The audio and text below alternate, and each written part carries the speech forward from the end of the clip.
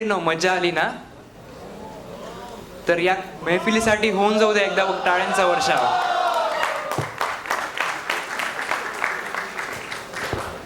मित्रांनो, डॉक्टर गिरीश कुलकर्णी सरांना मंचावर आमंत्रित करण्याच्या आधी मी त्यांच्याबद्दल सांगू इच्छिते.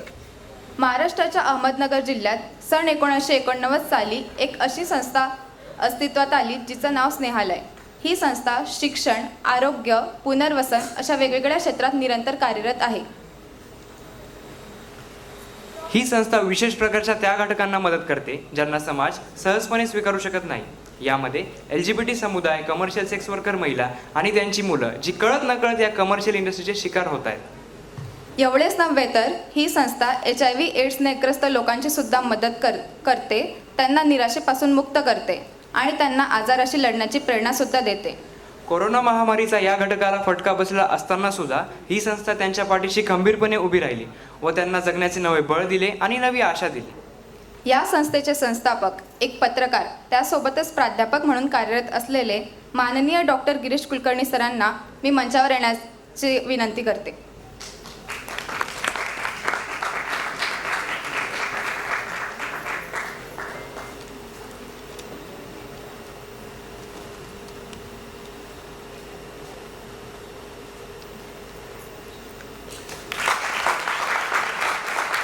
मी डॉक्टर जैन सरांना डॉक्टर गिरीश कुलकर्णी सरांचा सत्कार करण्याची विनंती करते.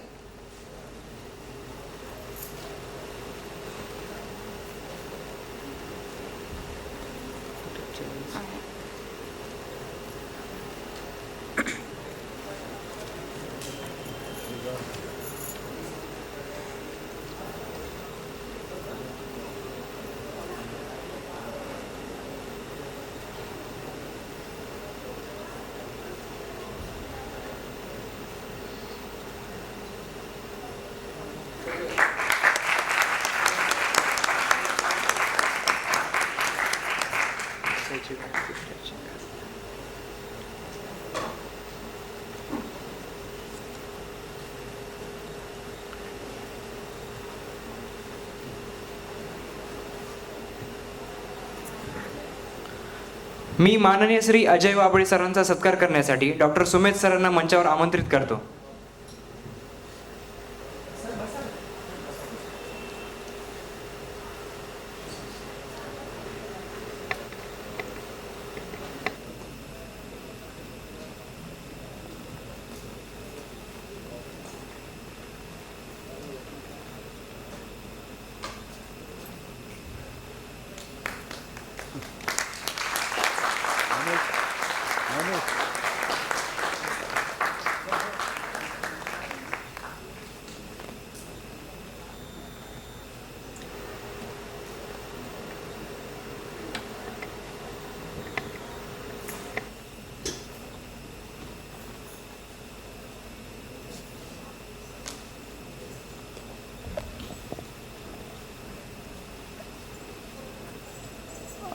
नमस्कार, मी अनुजा शिंदे.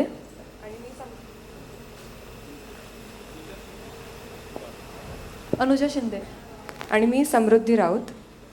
पुन्हा एकदा या 38व्या श्रावणसरीत आम्ही आपले स्वागत करतो.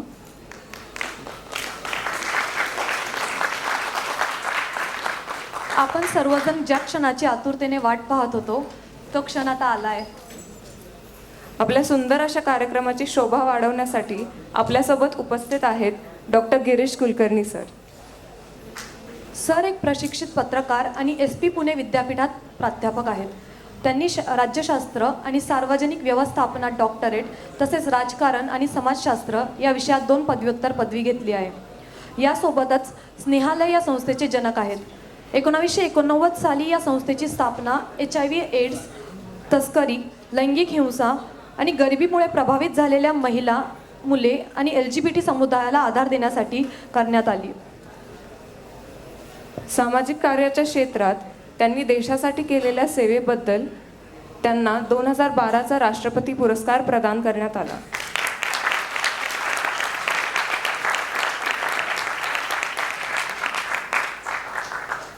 सर, स्नेहालयावरील एक क्लिप आम्हाला आमच्या प्रेक्षकांना दाखवायची इच्छा आहे.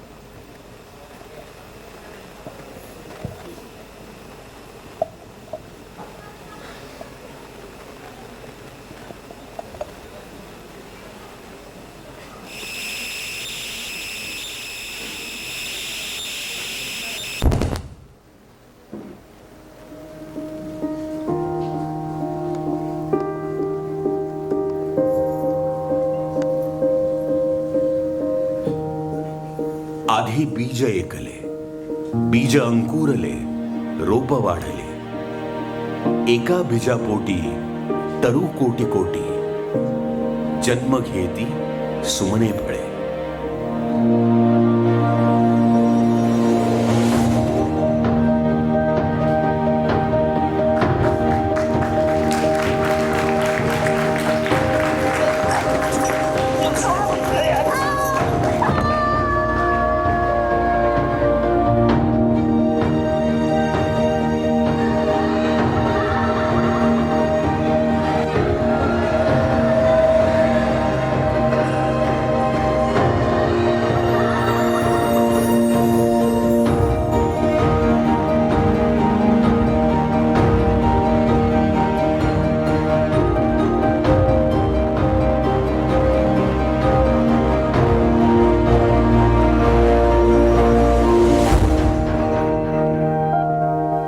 कुछ 33 साल पहले एक और व्यक्ति के कदम इसी गली के सामने रुके थे.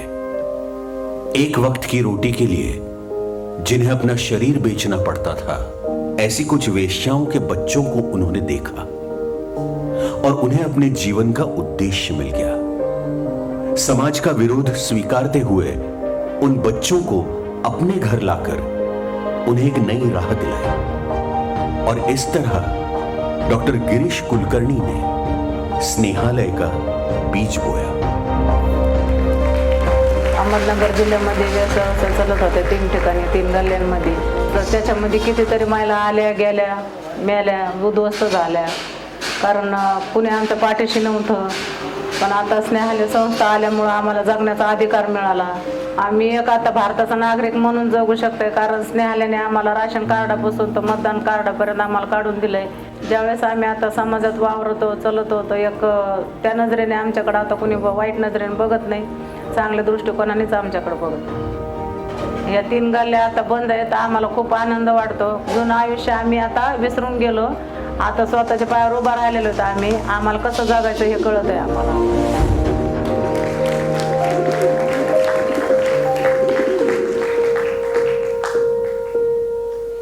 भारत में हर रोज 93 महिलाओं पर बलात्कार होता है. हर साल 1,35,000 बच्चों की तस्करी होती है. 1,20,000 से भी ज्यादा महिलाओं को हर साल घरेलू हिंसा का सामना करना पड़ता है. लगभग 21 लाख लोग HIV से पीड़ित हैं और अंदाजन 1,30,000 लोग हर साल एड्स के कारण अपनी जान गंवाते हैं. ये आंकड़े कम हो, इसीलिए स्नेहालय ने पुनर्स्थापना, शिक्षा, स्वास्थ्य और जागरूकता की दिशा में काम शुरू किया, जो आज भी जारी है. स्नेहालय का यह विश्वास था कि जरूरतमंद लोगों तक पहुंचने के लिए और वहां हिंसाचार के आंकड़े कम करने के लिए शिक्षा यही एकमात्र उपाय होगा. केवल 4 पीड़ित बच्चों की पुनर्स्थापना से शुरू हुई संस्था आज 22 अलग अलग उपक्रम चला रही है. लोग बदल सकते हैं और जो वंचित हैं उन्हें सिर्फ एक मौके की जरूरत होती है. इसी उद्देश्य के साथ स्नेहालय अपना काम करता आया है. हर एक बालक और महिला को असमानता, हिंसा और भेदभाव मुक्त जिंदगी जीने का अधिकार है. जिस समाज में महिला सुरक्षित नहीं है, वहां बच्चों की सुरक्षा भी रोज खतरे में रहती है. नाबालिग लड़कियों का अपहरण, बच्चों की तस्करी, लैंगिक और पारिवारिक अत्याचार, ये सारी समस्याएं बच्चों की जिंदगी का हिस्सा होती हैं. इसीलिए 1098 यह हेल्पलाइन स्नेहालय चाइल्ड लाइन 24 घंटे सक्रिय रहती है. पिछले 2 सालों में उड़ान उपक्रम 300 से भी ज्यादा बाल विवाह रोकने में सफल हुआ है.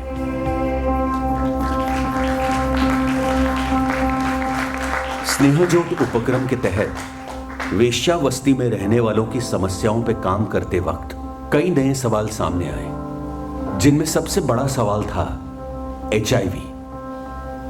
एक समय पर 95% फैलने वाला यह रोग संस्था के दिन रात परिश्रम से सिर्फ 0.5% तक आ चुका है। जिन HIV पीड़ित परिवारों को समाज ने दूर किया, स्नेहालय उनकी हिम्मत बना और शुरू हुआ हिम्मत ग्राम। हिम्मत ग्राम में उन्हें सर पर छत मिली और हाथों को काम भी। इन्हीं परिवारों ने उगाई हुई सब्जियां और दूध स्नेहालय के बच्चों की जीवनदायिनी है।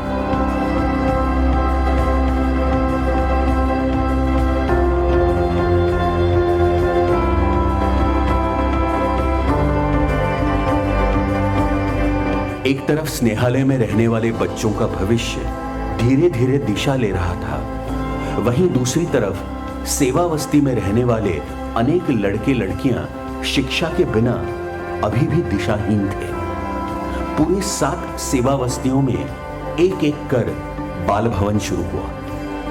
शिक्षा के साथ ही बच्चों के कई पहलुओं को प्रोत्साहन दिया गया। बच्चों के लिए धीरे धीरे शिक्षा की नई खिड़की खुल गई। मी चिखलकरी समाजात जन्माला आले। आमच्या इथे मुलगी 12 वर्षाची झाली की तिचं लग्न लावून देतात।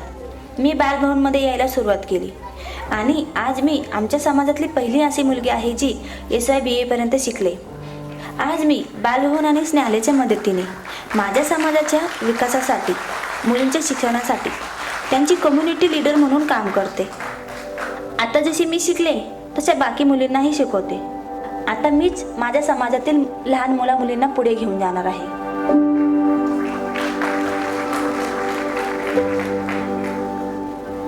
मी बालभवनाचा पहिला विद्यार्थी। स्नेहालयाच्या मदतीने सिंगापूर, मलेशिया आणि थायलंड येथे मी माझे हॉटेल मॅनेजमेंटचे प्रशिक्षण पूर्ण करून माझा मी स्वतःचा व्यवसाय करतो। या व्यवसायामध्ये माझ्याकडे आता 10 मुले माझ्या टीममध्ये कामाला आहेत आणि या गोष्टीचा मला खूप आनंद होतोय।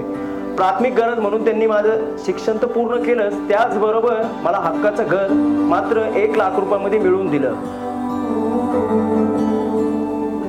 मला फार आनंद या गोष्टीचा वाटतोय की माझ्या वस्तीतील 298 घरं आता सोसायटीच्या दिशेने राहायला निघाली। शहर में बड़े तौर पर मनोरुग्ण हर रोज सड़कों पर घूमते रहते हैं। मन पे हुए घावों के चलते ये लोग घर से निकल आते हैं और रास्तों पे ST स्टैंड्स में या रेलवे स्टेशन पर घूमते नजर आते हैं। इन मानसिक रोगियों की पुनर्स्थापना के लिए मानस ग्राम की शुरुआत हुई, जहां सिर्फ स्वास्थ्य ही नहीं बल्कि इनकी बाकी समस्याओं पर भी ध्यान दिया जाता है। यहां से कई रोगियों को ठीक करके पूरे भारत भर में अपने घर सकुशल भेजा गया है।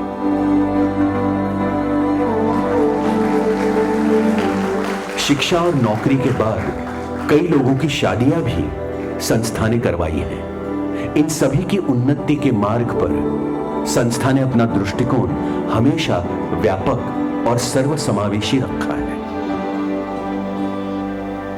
10 वर्ष झालं मी HIV बाधित असताना काम करते आणि इथं काम करत असताना मला माझ्या जीवनाचा साथीदार भेटला आणि इथली मुलं मला आई म्हणतात। ह्या मुलांसाठी काम करताना खूप आनंद होतो। आई म्हणल्यानंतर तो काम करण्याचा आनंद काय वेगळाच आहे। सकाळचा नाश्ता, दुपारचं जेवण, 4चा नाश्ता, संध्याकाळचं जेवण, दूध हे सगळं मी अगदी बारकाईने लक्ष घालते, कारण ही मुलं मला आई म्हणतात। आई म्हणतात तर खरंच आईचं आईपण मी निभवते। मी इथे कधी आलो हे मला माहीत नाही। माझे आई वडील कोण हे मला माहीत नाही। मी इथल्या इंग्रजी शाळेत शिकतो। संध्याकाळी आम्ही सगळे एकत्र जमून वेगवेगळ्या गोष्टी करतो, जसे की चेस खेळणे, गप्पा गोष्टी इत्यादी करतो। दरवर्षी 15 ऑगस्टला आमचा बर्थडे साजरा केला जातो। आमच्या आवडीचे हवे ते कपडे आम्हाला मिळतात आणि खाऊ पण मिळतो।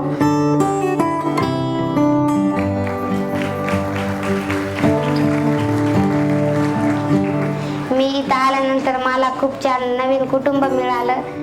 मी खूप शिकणार आहे आणि मोठा होऊन डॉक्टर होणार आहे। मी साधारण 14 वर्षांचीच असेल तेव्हा माझ्यावर बलात्कार झाला। त्यातूनच पुढे मी एका बाळाला जन्म दिला। मला संस्थेने आधार दिला. गिरीश सरांनी मला मार्गदर्शन केलं. ते बाळ दत्तक दिलं गेलं. मी नर्सिंगचं शिक्षण घेतलं आणि स्नेहालयाच्याच रुग्णालयामध्ये काम करते. काम करत असताना मला खूप आनंद मिळतो. मागच्या वर्षीच सामुदायिक विवाह सोहळा झाला. त्या सोहळ्यामध्ये मला माझा जोडीदार निवडता आला. आता लग्नानंतर मी इतरांसारखंच आयुष्य जगतीये. मला माझे जुने दिवस फारसे आठवतच नाही आता. मला जगण्यात उत्साह वाटतो. यहां दुनिया भर से स्वयंसेवी आते हैं और बड़ी लगन से सेवा करते हैं। 2013 में हुए सत्यमेव जयते कार्यक्रम के तहत लोक सहयोग से स्नेहालय को जो निधि प्राप्त हुआ, उससे सत्यमेव जयते भवन का निर्माण हुआ।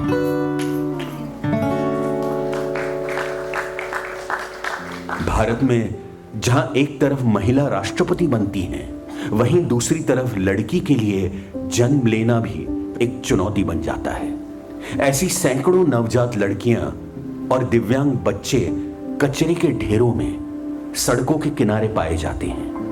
ऐसे कई बच्चों को नई जिंदगी मिली स्नेहांकुर में।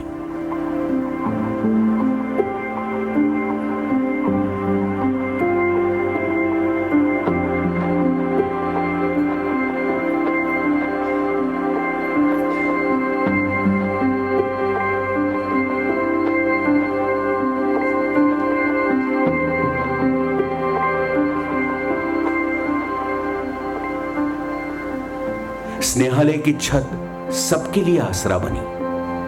अनाथ बेघर बच्चे, पारिवारिक हिंसा से पीड़ित महिलाएं, कूड़ेदान में फेंक दिए गए नवजात बच्चे, अनेक कुमारी माताएं, HIV से बाधित परिवार, मानसिक पीड़ा से जूझ रहे लोग हों या फिर सेवावस्ती की कई सारी भटकी हुई जिंदगी। यहां सपने देखने पर कोई सीमा नहीं है। इस संस्था ने आज तक अनगिनत चेहरों पर हंसी खिलाई है, अनेक दिशाहीन अंधियारी जिंदगियों को नई दिशा दिलाई है। समाज ने दूर किया था, उन सभी में गरिमा से जीने की उम्मीद जगाई है।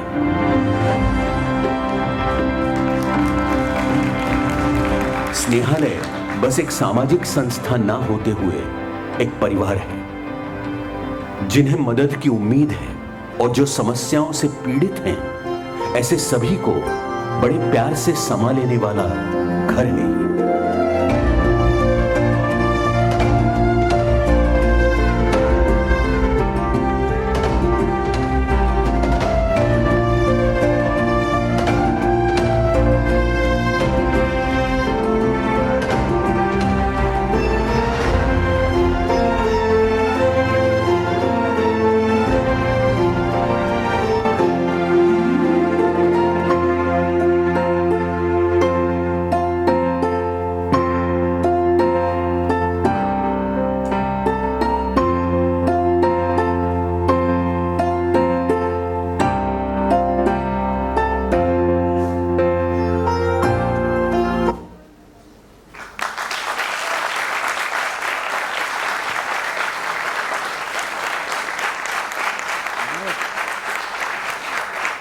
खरंच आयुष्यात कितीतरी गोष्टींकडे आपण सहज दुर्लक्ष करून आपल्या स्वतःच्या जगात वावरत असतो आणि तुमची ही क्लिप आम्हाला त्याची जाणीव करून देते. अशा या थोर व्यक्तिमत्वाचा सहवास आपल्याला लाभला हे आपले भाग्य. चला तर मग जाणून घेऊया त्यांच्या आयुष्याच्या प्रवासाबद्दल. काही वेळापूर्वी बोलल्याप्रमाणे दुसऱ्यांच्या अडीअडचणींकडे आपलं सहसा लक्ष जात नाही. तर सर, तुम्हाला स्नेहालयाची कल्पना कुठून सुचली आणि ती तुम्ही प्रत्यक्षात कशी उतरवली? नमस्कार सर्वांना. सर्वप्रथम तर मी तुमच्या टोपीवाला राष्ट्रीय वैद्यकीय महाविद्यालयाचे खूप आभार मानतो की तुम्ही मला संवादासाठी आज इथे तुमच्या श्रावण सरीच्या निमित्तानं बोलवलं. आणि गेली अनेक वर्ष श्रावण सरी 3 दशकाहून जास्त काळ तुमचा हा उपक्रम यशस्वीरित्या चाललेला आहे आणि आता तो कोविड नंतर परत सुरू झाला आणि तुम्ही मला या ठिकाणी संवादासाठी बोलवलं. याबद्दल मला सर्वप्रथम खूप कृतज्ञता व्यक्त करायची आहे. आणि विशेष आभार म्हणजे तुमच्या सर्वांचे तर आहेतच, पण आमच्या नगरची वैभवी डांगे असेल किंवा भक्ती शिंदे असेल, तर ह्या त्यांच्या कुटुंबांशी आमचा परिचय आहे. ते आहेत आमच्या स्नेहालयाच्या कामाशी जोडलेले सगळे, म्हणजे भाऊसाहेब शिंदे असतील किंवा वैभवीचे आईबाबा आलेत, हे सगळे लोक मदत करतात, आमच्याबरोबर असतात. पण त्यांनी विशेष आग्रह केला की यायलाच पाहिजे. आणि मला खूप आनंद वाटला इथे सगळ्या तरुण उद्याच्या भविष्यातल्या डॉक्टरांना भेटून आणि तुम्हाला भेटून खूप आनंद वाटतोय. कुठेतरी आपलं मनही तरुण होतं आणि थोडं नॉस्टॅल्जिक होतो, कारण काही काळापूर्वी म्हणजे 25-1 वर्षांपूर्वी आम्ही असेच समोर बसलेलो असायचो आणि असाच धिंगाणा करायचो, मजा करायचो, कल्चरल फेस्टमध्ये सहभागी व्हायचो. तर ते जुने दिवस सगळे मला आठवत आहेत. हा अनुभव मला दिल्याबद्दल मी पहिले तर तुमच्या सर्वांचे, तुमचे प्राध्यापक आहे तिथे सर्व मान्यवर, सर्वांचे खूप आभार मानतो. आणि आज जी तुम्ही क्लिप पाहिली ना, तर ती रिसेंटली बनवलेली आहे, म्हणजे तिचं पहिलंच हे सार्वजनिक प्रदर्शन आहे. तर ती मी पण आत्ता पहिल्यांदाच पाहत होतो. तर आवडली मला ती, पण त्याच्यात इंग्लिश सबटायटल पाहिजे. म्हणजे मी आता काय काय गोष्टी नोट पण केल्या, आता त्या गेल्यावर सांगेन त्यांना की हे सगळ्यांना समजण्यासाठी त्याच्यात टायटल पाहिजे. तर असो, thank you so much for everything. काल रात्री 11 वाजता तुमच्या इथली मुलं मला भेटायला आली आणि खूप वेळा मी गप्पा मारत होतो. तर तुमच्या सगळ्यांचं जे वॉर्म वेलकम आम्हाला मिळालेलं आहे, मला खूप आनंद वाटतो. आणि कमिंग टू युअर क्वेश्चन, या सगळ्या कामाकडे मी कसं वळलो, तर मी नगर शहरामध्ये लहानाचा मोठा झालो. आणि आता तुम्ही मुंबईमध्ये आहात. मुंबई हे एक 350 वर्ष जुनं गाव आहे. पुणे हे एक 325 वर्ष जुनं गाव आहे. पण आमचं जे गाव आहे हे 533 वर्ष जुनं गाव आहे. त्याची स्थापना 1490ची आहे. आणि आमच्या गावामध्ये ते पहिल्यापासून लष्कराचं केंद्र आहे. म्हणजे तुम्हाला माहिती आहे की शिवाजी महाराजांचे वडील, आजोबा, मामा हे सगळे आमच्या गावात निजामशाहीच्या सेवेमध्ये होते. आणि महाराजांचं सुद्धा लहानपणीचा थोडा काळ आमच्या गावामध्ये गेलेला आहे. तर लष्कराचं ते केंद्र आहे. आणि जिथे लष्कराचं केंद्र असतं, म्हणजे आमच्या गावामध्ये armoured corps, mechanised infantry, basic training regiment, खूप अशा लष्कराच्या आस्थापना आहेत. आणि जिथं लष्कराचं केंद्र असतं तिथे एक गोष्ट अनअवॉइडेबली येत असते, आणि ती म्हणजे रेड लाईट एरिया. आणि ब्रिटिशांच्या काळामध्ये काय होतं की सैन्यामध्ये जसे आचारी भरती केले जायचे किंवा कपडे धुणारा माणूस असायचा, धोबी असायचा, कुणीतरी त्याच्यात प्रत्येक सेवेसाठी एक माणूस अपॉइंट केलेला असायचा. आणि हे सगळे बाहेरच्या देशातनं आलेली फौज होती, त्यांचे कुटुंब सगळे तिकडं होते. त्यामुळे जिथे ब्रिटिश रेजिमेंट असायचं किंवा ब्रिटिश कॅन्टोन्मेंट असायचं तिथे एक रेड लाईट एरियासुद्धा असायचा. आणि ते जे सैनिक असतात त्यांचे काय म्हणू, त्यांची जी भावनिक शारीरिक गरज आहे ती भागवण्यासाठी या महिलांचा उपयोग केला जायचा. आणि मग त्या महिलासुद्धा एका विशिष्ट जातीय समूहातनं निवडल्या जायच्या, घेतल्या जायच्या, वापरल्या जायच्या. मोस्टली नोमॅडिक ट्राईब किंवा ज्यांना आपण SC ST क्लासेस म्हणतो, त्याच्यातनं ही भरती त्यावेळेला केली जायची. असा तो काळ होता. तसं आमच्या नगरमध्ये सुद्धा लष्कराचे मोठं केंद्र असल्यामुळे या व्यवसायाचा ग्राहक आहे. आणि तो ग्राहक, आपल्याला माहिती आहे की डिमांड अँड सप्लायचा रूल, जेव्हा डिमांड असते की सप्लाय कुठनंही होतोच, तसं आमच्या गावात या लष्कराच्या आस्थापनांमुळे ही डिमांड होती.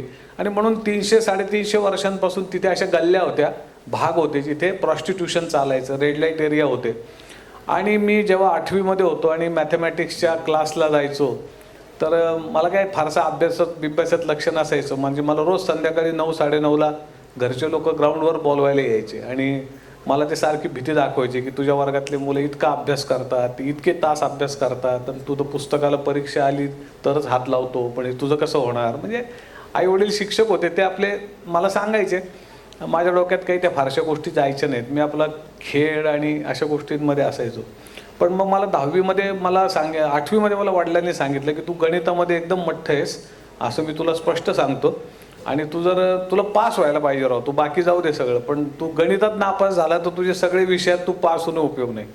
तर मी म्हटलं बरोबर आहे राव आणि ते म्हटले बाकीच जाऊ दे, पण शिक्षकाचा मुलगा गणितात नापास झाला तर आम्हाला तोंड दाखवायला फार अवघड होईल, तर तू पास झालं पाहिजे. म्हटलं बरोबर आहे बाबा, पास तर व्हायलाच पाहिजे. तर मग मी गणिताचा क्लास लावला, मग त्याच्या जोडीला सायन्सचाही लावला. तर काय होतं की त्या क्लासला जात असताना शॉर्टकट होता एक, तो जात होता चित्रा गल्ली नावाच्या रेड लाईट एरियामधून. तर माझे बाकीचे मित्र होते ते असं 1.5 किलोमीटरचा वळसा घालून त्या क्लासला जायचे. पण मी थोडा पहिल्यापासूनच काय म्हणू, मला जे वाटतं ते करणार असं असल्यामुळे मी म्हणायचो की काहीच कारण नसताना मी 1.5 किलोमीटरचा वळसा कशाला मारू, तुम्हाला भीती वाटते तुम्ही जा, मला नाही वाटत. तुम्ही त्या रेड लाईट एरियातनं जायचो. पहिले मी असं टेचात चालत जायचो आणि मला पण सगळ्यांना असं दाखवायचो. ते ना मी बरोबर पळत सुटायचो आणि मी बरोबर 7 किंवा 8 मिनटं सगळ्यांच्या आधी चालत पोचलेला असायचो आणि हे पळत पळत माझ्यानंतर 8-10 मिनिटांनी यायची धापा टाकत आणि मी त्यांना असं करायचो रोज मित्रांना. आणि ते पण म्हणायचे राव तू भारीच आहेस, असं गंमत चालायची थोडे दिवस. नंतर मी इकडे तिकडे बघायला लागलो त्या गल्लीमधून जाताना आणि मी पाहायला लागलो की माझ्याच वयाच्या मुली तिथं उभ्या आहेत आणि लोक त्यांच्याकडून धंदा करून घेत आहेत. म्हणजे मी असेल 12-13 वर्षाचा, त्या मुली पण 12-13-14 वर्षाच्या मुली होत्या आणि त्यांच्याकडून लोक धंदा करून घेत होते. मग कधी कधी दिसायचं की त्या रडतायत ओरडतायत, त्यांना गिरायकांबरोबर जायचं नाही. कधी कधी लक्षात यायचं की 4-5 गिरायक आहेत आणि ते मिळून एकाच मुलीला ओढून घेऊन चाललेत.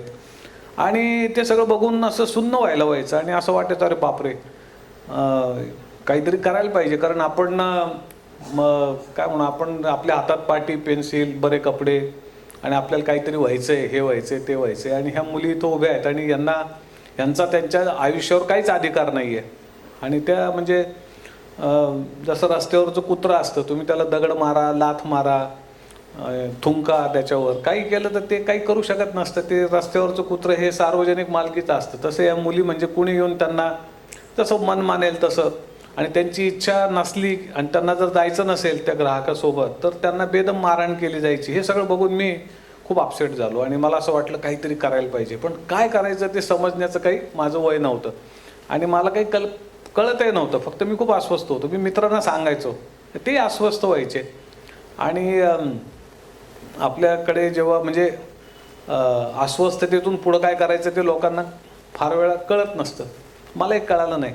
पण पुढं मी जेव्हा 11वी-12वीला होतो तेव्हा माझ्या वर्गामध्ये एक मित्र होता आणि तो अशा एका समाजातनं आलेला होता ज्या समाजामध्ये महिला आणि बायकांना प्रॉस्टिट्यूशनसाठी वापरलं जातं. म्हणजे गावात जर एखाद्या माणसाला एक ॲडिशनल बाई पाहिजे असेल, त्यात समाधानी नसेल तो त्याच्या प्रायव्हेट कौटुंबिक आयुष्यामध्ये, तर तो काय करणार की तो त्या जातीतनं एक बाई किंवा मुलगी घेऊन येणार. मग तिला नाव लावणार किंवा लावणार पण नाही. तिला एखादा छोटा जमिनीचा तुकडा दिला तर दिला, नाही तर तिला काही वर्षाला अन्नधान्य मिळायचं, त्याच्यावर तिने राहायचं. आणि लोकांना याचं काही वाटायचं नाही, कारण आपल्या देशामध्ये आपण खूप प्रगती केलेली आहे आणि आपल्या देशामध्ये अजूनही एक जाती व्यवस्थासुद्धा अस्तित्वात आहे. म्हणजे आत्तापर्यंत अख्ख्या समाजाचा महिला एका जातीचे लोक डोक्यावर घ्यायचे आणि साफ करायचे, आणि जे लोकांचा महिला ते डोक्यावर घ्यायचे तर त्या बहुतेक लोकांना असं वाटायचं की हा त्या जातीचा धंदाच आहे. म्हणजे त्यांनी दे बॉर्न फॉर इट, त्यांचा जन्मच यासाठी झाला आहे. तर अशी जातीची व्यवस्था होती. किंवा आपल्या इथं चोरी झाली, दरोडा पडला खेड्यामध्ये, की अजूनही लोक म्हणतात अच्छा दरोडा झाला का, मग ते फलाण्या जातीच्या लोकांनी टाकला असणार. म्हणजे तो नसला टाकला तरी ते तसं ब्रँडिंग केलं जातं. म्हणजे कायदे आता खूप प्रोग्रेसिव्ह झालेत. आपल्या देशाला स्वातंत्र्य मिळून 75 वर्ष झाले. आपल्या घटनेला जवळपास 73 वर्ष झाले घटना घेऊन, आणि सगळं समानता आली आहे, मूलभूत अधिकार आलेत, घटनेमध्ये कलम 21 आले, life to live with dignity. हे सगळं कागदावर अलमारीमध्ये एकदम ओके. पण आपली सामाजिक व्यवस्था ही किती प्रगती केली तिने, असं जर तुम्ही विचार केला तर प्रगती केली का युटर्न मारलाय तिने, हे आपल्याला अभ्यास करायला पाहिजे. कारण आपल्या देशामध्ये सामुदायिक बलात्कार करणाऱ्या लोकांना सार्वजनिक माफी देऊन सोडलं जातं आणि त्यांचा सार्वजनिक सत्कार होत असतो बाहेर आल्यानंतर. वा वा, काय देशभक्तीचं काम केलं तुम्ही, वा वा वा वा. आणि लोक म्हणतात नाही यांनी फारच देशभक्तीचं काम केलं, यांनी सामुदायिक बलात्कार केला म्हणजे किती भारी गोष्ट केली. आपल्या देशात आत्तापणे घडतंय बरं का. आणि ह्याच्याबद्दल असं म्हटलं तर आपण म्हणतो की असं बलात्कार झालेल्या बाईचा जात काय, धर्म काय, पंथ काय, हां मग त्याच्यावर आमची प्रतिक्रिया ठरेल की आम्ही त्याला चांगलं म्हणणार, वाईट म्हणणार, त्याला देशभक्ती म्हणणार का ते फार मानवतेच्या विरोधातलं कृत्य आहे असं म्हणणार. तर आपल्या देशामधली सामाजिक व्यवस्था ही फार मंद गतीनं बदलते. असं म्हणणं योग्य नाही की ती बदलत नाही आहे वगैरे, बदलत आहे पण फार त्याची गती. आणि काही ठिकाणी आपण रिॲक्टिव्ह होतो, एकदम युटर्न मारतो. तर मी जेव्हा ते दृश्य त्याच्या मित्राच्या घरी गेलो आणि त्याच्या घरामधनं मी पाहिलं की 16 वर्षाची बहीण धंदा करते, 40 वर्षाची आई धंदा करते आणि 70-72 वर्षाची म्हातारी आजी चहाच्या कपावर गिरायकं घेते आणि पुरुष बाहेर बसलेले आहेत, पैसे घेतात, सोडतात माणसं आतमध्ये, त्यांना काही त्याच्याशी घेणं देणं नाही. मी त्या मित्राला म्हणलं अरे बापरे, तुला राग नाही येत काय सगळ्या गोष्टीचा. तो म्हटलं मला राग येऊन काही फायदा नाही, आमची एक जात पंचायत असते आणि ती जे ठरवल तसं हे सगळं चालत असतं, त्याच्यामुळे आमच्या इथे राग लोक वगैरे काही विषय नसतात. पण मला जर राग यायला लागला तर मला लोक मारून टाकतील, तर मला इथं जगायचं असेल या समाजामध्ये तर मला राग बी घेऊन चालतच नसतो. आणि मग मी क्षणभर विचार केला की ही देवाची कृपा आहे की मी मास्तरच्या घरात जन्माला आलो. पण समजा देवाची माझ्यावर एवढी कृपा झाली नसती आणि मी जर इथं जन्माला आलो असतो आणि मला माझीच जर आई बहीण किंवा आजी जर इथे अशी धंदा करताना दिसली असती आणि मला जर बाहेरून पैसे घेऊन गिरायकं सोडायची पाळी आली असती तर मला काय वाटलं असतं. आणि ह्या गोष्टीमुळं मला विलक्षण अस्वस्थ वाटलं आणि मग असं वाटलं की काहीतरी करायला पाहिजे. मग विद्यार्थी चळवळीत काम केलं, फुल टायमर होतो एका विद्यार्थी संघटनेचा काही वर्ष. मग मी देशाच्या कानाकोपऱ्यात चळवळी आंदोलनं करत फिरलो. मग मी अण्णा हजारेंकडे गेलो, मग मी बाबा आमटेंना भेटलो, त्यांचं ते भारत जोडो यात्राचं चाललेलं होतं त्यावेळेला. मग पुण्यामध्ये एक बाई विजया लवाटे नावाच्या बाई आहेत, त्या म्हणजे कॉर्पोरेशनमध्ये नर्सचं काम करायच्या आणि त्यांनी पुण्याच्या बुधवार शुक्रवार पेठेतल्या बायका आणि मुलांसाठी एक प्रकल्प चालू केला होता. त्या बाईंना जाऊन भेटलो आणि एकदम सामान्य स्थितीतली बाई, आणि ती बाई डेक्कनवाला राहायची, डेक्कन जिमखान्यावर भाड्याच्या घरात. तिथं तिने ते लालबत्तीतले मुली आणून ठेवल्या, कारण सेकंड जनरेशन थर्ड जनरेशन प्रॉस्टिट्यूशनचं प्रमाण खूप जास्त आहे. आणि मग त्या मुलींना तरी वाचवलं पाहिजे. मग तिने हॉस्टेल सुरू केलं होतं, तिला भेटलो, तिचे अनुभव ऐकले. मग इथे कामाठीपुऱ्यात आलो, तुमच्या इथे 7व्या गल्लीत 8व्या गल्लीत.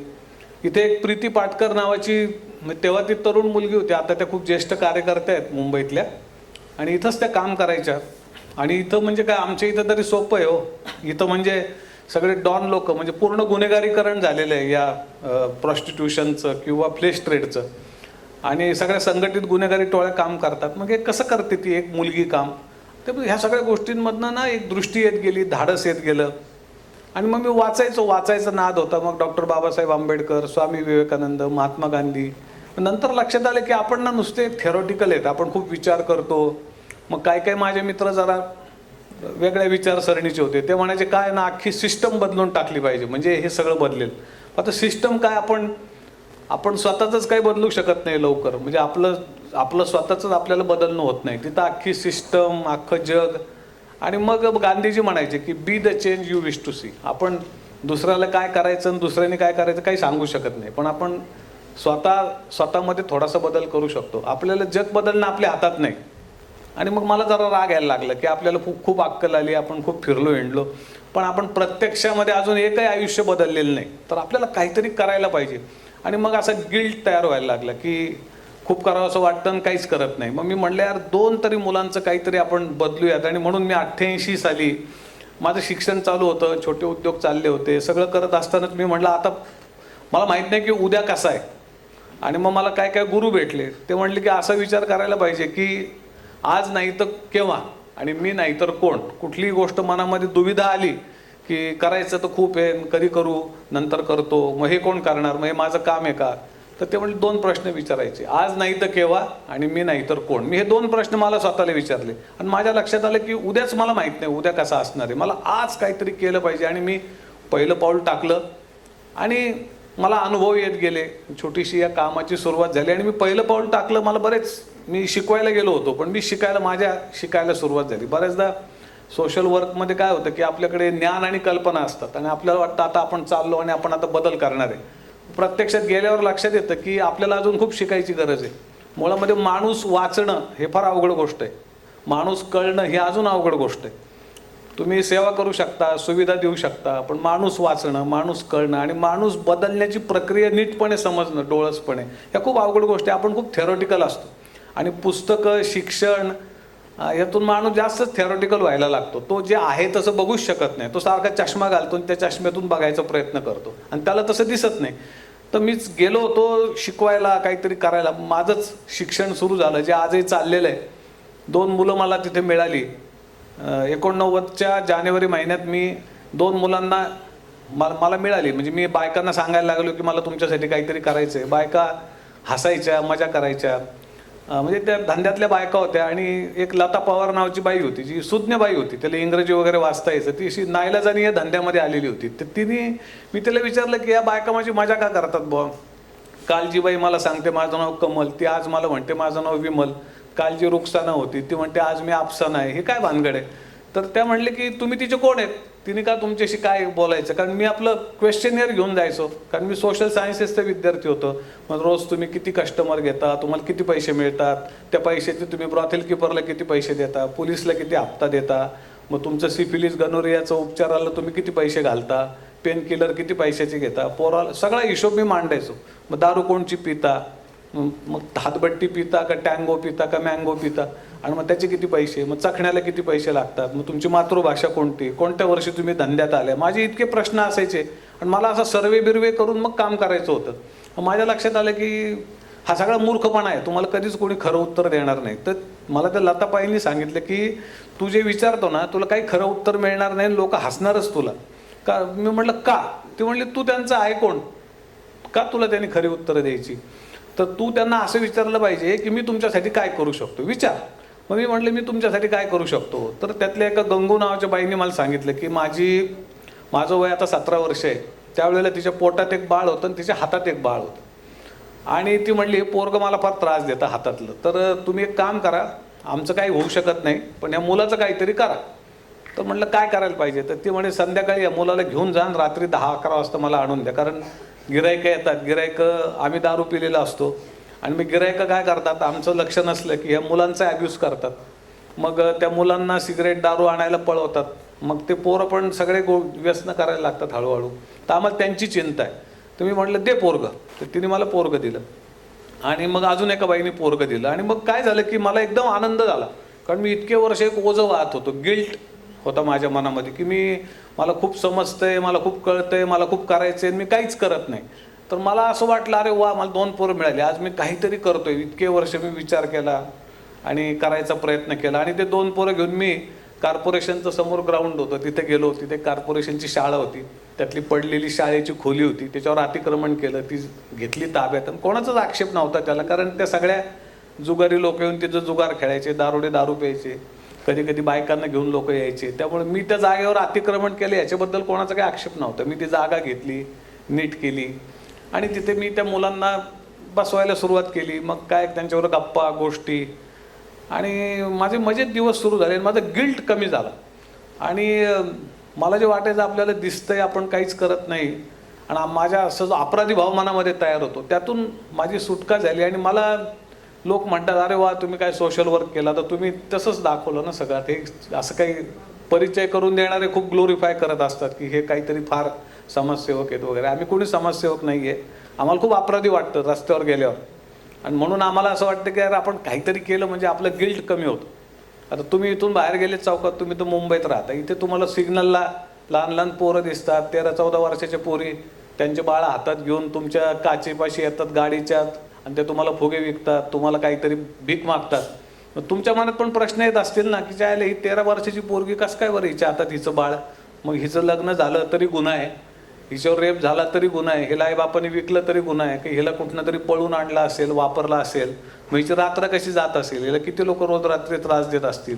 आपल्या मनात प्रश्न येतात आणि हिरवा दिवा लागला की आपले प्रश्न सगळे संपलेले असतात. याला बाबा आमटे म्हणतात मनाचा महारोग. का कुष्ठरोगामध्ये काय होतं की सेन्सेशन जातं, पण आपल्या सगळ्यांना चांगलं जगायचं असतं. त्याच्यामुळे आपण काय करतो की आपलं काम धंदा सोडून बाहेर पडलो की असे दृश्य आपल्याला अस्वस्थ करतात. मग आपण खुश होतो की अरे वा आपली सेन्सिटिव्हिटी जिवंत आहे, म्हणजे आपण माणूस म्हणून जिवंत आहे. आणि मग आपण ते जरा काय करतो की बाबा हे सगळं पण आता दुसऱ्याचं काम आहे, सिस्टीम करेल, पोलीस करेल, NGO, आपण गप्प बसून घेतो. आणि मला असं वाटलं की आपण त्या कुष्ठरोगापासून स्वतःला वाचवलं पाहिजे, मनाच्या कुष्ठरोगापासून. आणि मग मी छोटंसं त्या 2 मुलांना घेऊन सुरुवात केली. अशी माझी सुरुवात झाली आणि 2 मुलं आले आणि मला वाटलं आता मी कोणीतरी येऊन माझं काम करील आणि लोक येतील. मी शांत झालो जरा आणि म्हटलं आता बघू जरा लोक येतील, मग आपण हे काम त्यांना देऊ. कारण मला UPSC करायची होती, मला अमुक करायचं होतं, तमुक करायचं होतं. प्रत्येकाचे स्वप्न असतात ना. एका लोअर मिडल क्लासमधल्या मुलाला चांगलं घर बांधायचं असतं, मित्रांबरोबर मनसोक्त वडापाव खायचा असतो, आहे की नाही. कॉफी कॅफे डेमधनं समोरून जातो आम्ही, आतमध्ये छान छान लोक बसलेले बघायचो. असं वाटायचं एक दिवस तरी आतमध्ये जाऊन बसावं, भले कुणी नसलं तर एकट्यानेच बसावं, पण बसूनच यायचं. पण नसतात पैसे आपल्याकडे, आहे की नाही. तर आपण बघत असतो आणि स्वप्न तयार होत असतात आपले, तर वाटतंच माणसाला.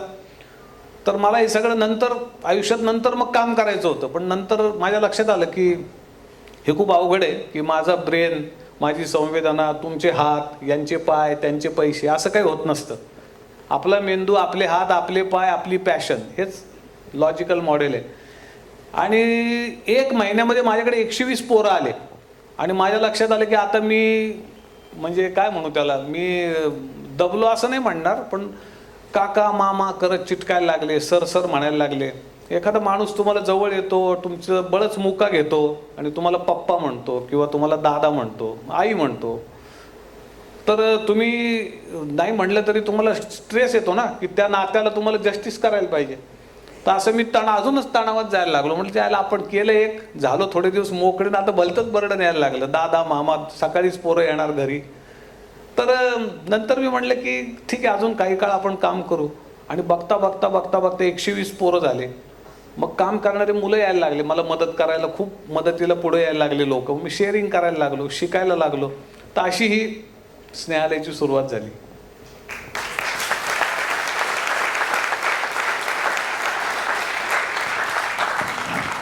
तुमच्या दूरदृष्टीला आणि कुतूहल हे दाद देण्यासारखं आहे. कुठलेही सामाजिक कार्य करायला सुरुवात करणे म्हणजे कठीणच.